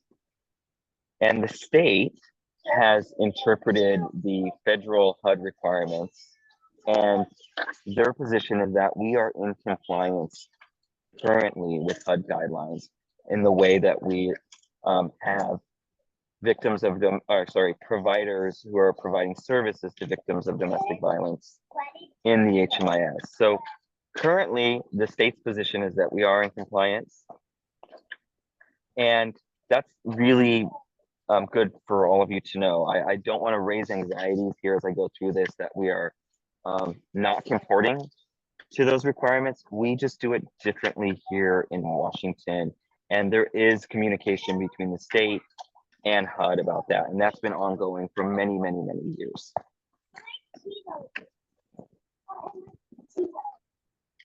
So how did this come to be? Why am I sitting in front of you giving this presentation? Well, we were awarded funding from HUD to implement a domestic violence coordinated entry system. aimed at expanding coordinated entry services for DV survivors.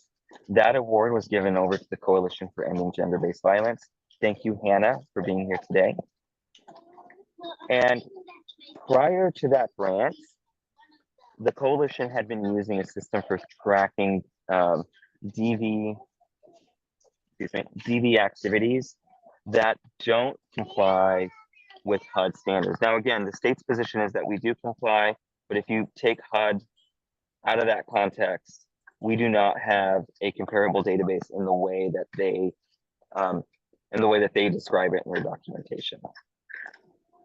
And how the HMIS lead, that's our community impact team at KCRHA, first intersected with this is back in March, we had an annual performance report that was due to HUD. And when I went to go pull the figures for that report, I wasn't getting any numbers. And it turned out that we did not have a project set up in the HMIS specifically for that. And what we had been doing is running this report for the entirety of our coordinated entry system and getting all of the categories of data that HUD expects in that report. Upon learning about that, it was understood amongst us all that coordinated entry, in order to monitor their activities, a specific coordinated entry for DV survivors, we would need an APR for that system. And so what we've been working towards is coming up with some options, or two models really, of how we could do that going forward.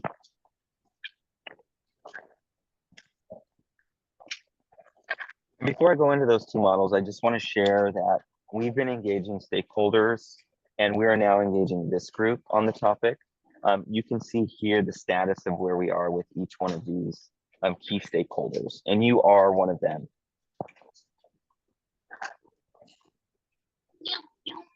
So we've been going through an analysis and requirements gathering since June, shoulder to shoulder with the coalition.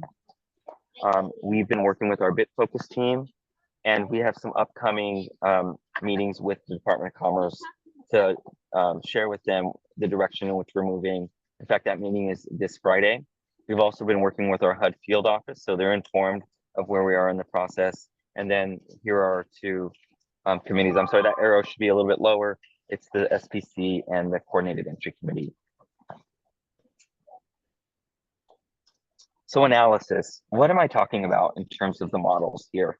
So currently right now we have we have providers that are VSPs and offering services to victims of domestic violence, survivors of domestic violence, excuse me. In the HMIS, their clients go into the system, they are de-identified, so there's no personal identifying information. But in terms of a coordinated entry system, we do not have that built out like we do for the current mainstream regular coordinated entry system, with a set of referrals, where there's coordination between providers, case notes, being able to look up assessments. That currently, a lot of that prioritization for assistance and interventions for domestic violence survivors happens outside of the HMIS that the coalition is leading. And they've done a really good job up until this point. And then once we've been, as we started to engage on this, we've worked to come up with two potential models here that we can work with. A true comparable database on the right-hand side sets up a security organization within the HMIS software where agency A, B, and C are effectively siloed off so that their data is secure in such a way that only they can see that data. And the piece where we're working towards compliance is being able to produce a HUD annual performance report. This is a account essentially of who was served and what was their outcomes. Each agency, and this shows 4 or 5 on this graphic, but there's really a multitude of agencies. I think the last I counted, we had 11 or 12 that would be participating. And they would all be individually working within a security structure where they could only see their own data. And there are some pros and cons to that. The data is more secure for this population. We would be meeting HUD's definition and moving away from the state's position. However, some cons to that is we would only be able to do analysis on one program. We wouldn't be able to do a systems level analysis. Now that's the latter one that you see on the right. On the left-hand side, and I'll talk about this more in depth as we go through these slides, is an enhanced version. It's in compliance with the state, and it moves us towards being in compliance with HUD. It's at this level, what we'd be able to do is share referrals amongst DV providers. We'd be able to do a system-wide analysis of DV providers. That coordination work would be more transparent than it is now. And we'd have a unified coordinated entry DV APR that would take all of the information that each agency is doing and feed that into a larger set of measures. So on the analysis, we have some key findings, and I'm going to go quickly through this. And I just want to remind folks that this is informational, no decision today, but this will go out, and I'd like to work with the co-chairs to work with you all individually as you look at this to get your feedback after today's presentation. So if we go to a comparable database, right now we have no secure funding other than the funding that HUD first granted us back last year. Right now, the cost of that is shaping up to be about $100,000, and without a secure funding source, it's hard to plan for what it's going to be like next year.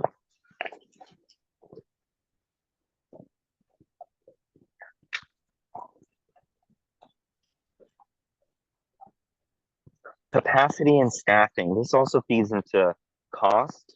Right now, the coalition would be the lead organization in running the coordinated entry system for DV. And they currently have Hannah. Hannah, you are an amazing individual. I've been working with you diligently for months, but one individual servicing 14 DV, I said 11 earlier, 12, 14 service agencies is a large workload. If we went to a comparable database, Hannah would be needing to coordinate efforts, and if you remember that visual, from these isolated agencies within coordinated entry, and build processes that parallel what could happen in the HMIS. So referrals would be outside of the system, prioritization would be outside of the system, that care coordination would be outside of the system, which the intent of the law here, the VAWA regulations, is to make it more secure. If we went to a pure comparable database, we'd actually be setting up a system where we have information about this vulnerable population happening outside of the HMIS.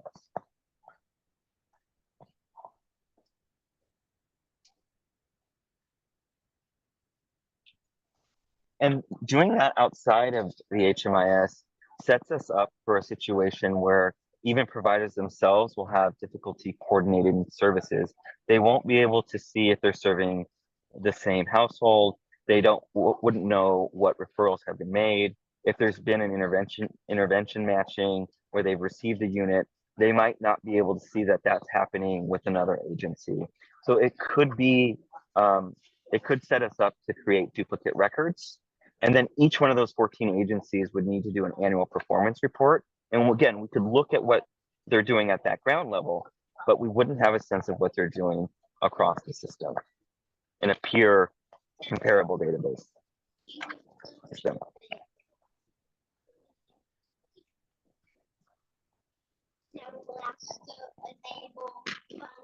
This has some real world implications for operations with the DV providers.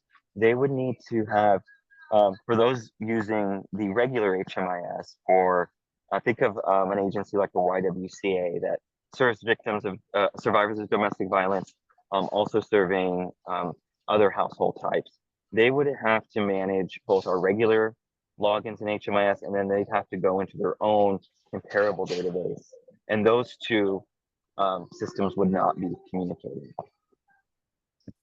And then each agency would have to have its own separate referral queue and prioritization. There wouldn't be one master list, if you will.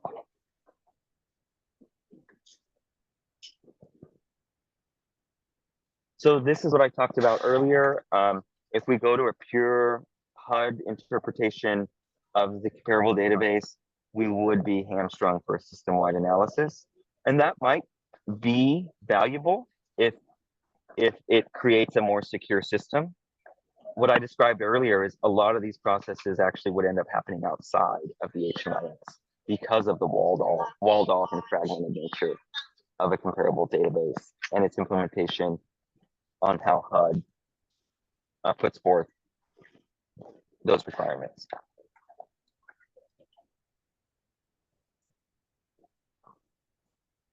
So with the true comparable database, this would incur costs, ongoing costs. We'd have to find the funding. The COC would have to find funding, one, to continue that estimated 100K year after year. And then as the system grows and the DV coordinated entry system starts to include more providers, we'd have to find a way to manage that growth and cover the costs for that. And then another key finding here is that there's a lack of centralized control with comparable database. So we wouldn't, it would be very difficult for the coalition to coordinate without being able to have that balcony view of what's happening between agencies.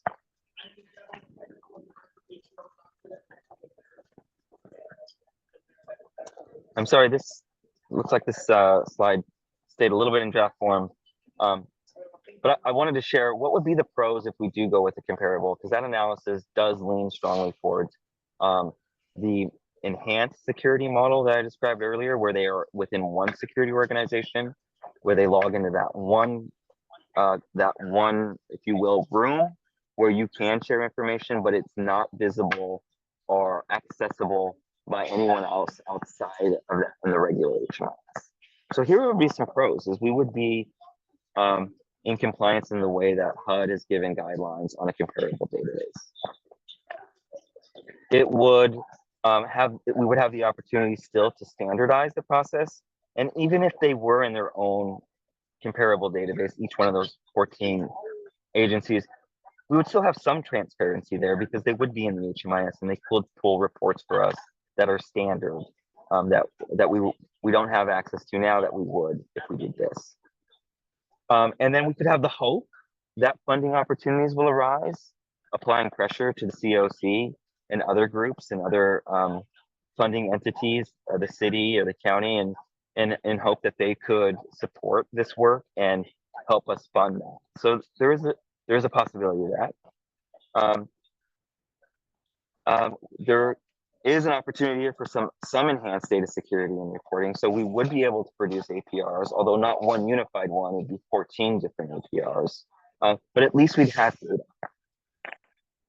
And then operational efficiency, if we went to a comparable, we still could tailor assessments and workflows to collect data that's very useful for this subpopulation that we wouldn't otherwise be able to do outside of HMIS. And then governance and flexibility. Oh, yes, Bella, I see some hands up. I just have one other slide, if I could, and then I'll take questions.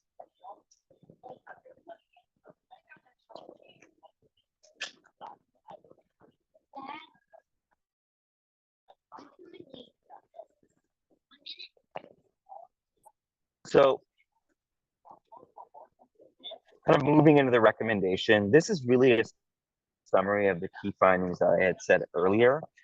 And I don't think it's going to come as a shock, but the community impact team working alongside the coalition, Hannah and Leah, and their delegates for their working group of providers, we looked at that analysis of going to an enhanced configuration where we have one security organization that encompasses all the DD providers, and going to where we have a comparable database for every single one of those 14 providers.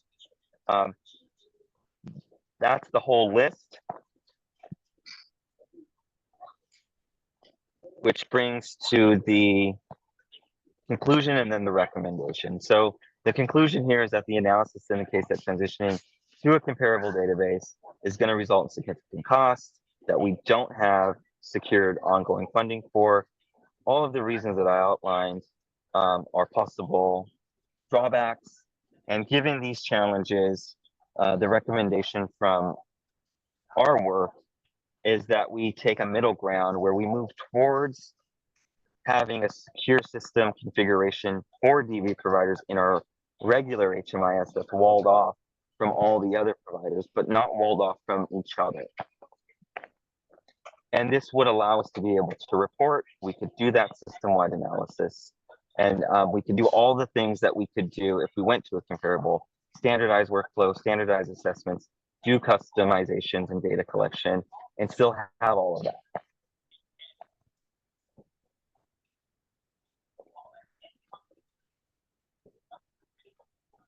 And then, should we secure funding, the main point of this slide, and this is the end of the presentation, should we secure funding in the future, we can take what we've done here with that security organization, and we can move it to a comparable database. We can migrate that over. So this is a step towards meeting HUD's compliance, staying in the position with the state as being in compliance, and could allow us in the future to move towards that, should we secure funding at the COC level for that.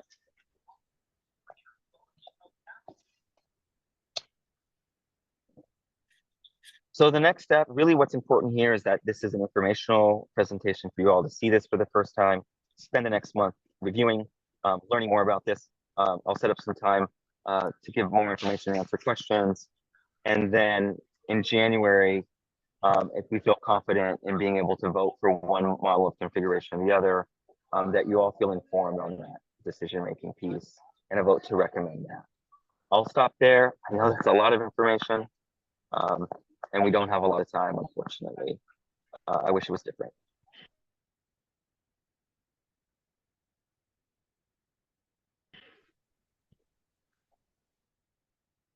Bella, did you still have a question?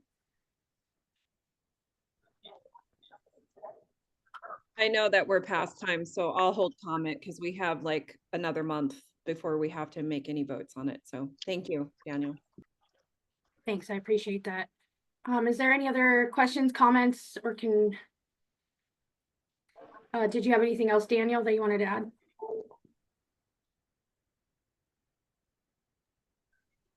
No, only that I'm so sorry we don't have more time, and I think so that kind of experiencing that myself, that was a lot of information to throw at everybody. Mm-hmm. Okay. Yeah, I think we could just send the slides out afterwards and maybe, you know, talk about before, you know, if any questions do arise that you have, please feel free to send them to Daniel. Is that okay, Daniel? I don't want to volunteer you to take the emails, but no, yeah. I'll just say Bella and Marvin as our new co-chairs. I'll reach out to you, and so we can see. Let's do a little bit of a retrospective on this and what we need to do to really have a meaningful engagement on this. Great. Well, yeah, I think that's going to be everything for today. Then want to say congratulations again to our new co-chairs, and I'm excited to see the next year. And the meeting is adjourned. Thanks, everyone. Thank you. Thanks, everyone. Thanks for taking the extra time today. Bye. Thank you. Wow.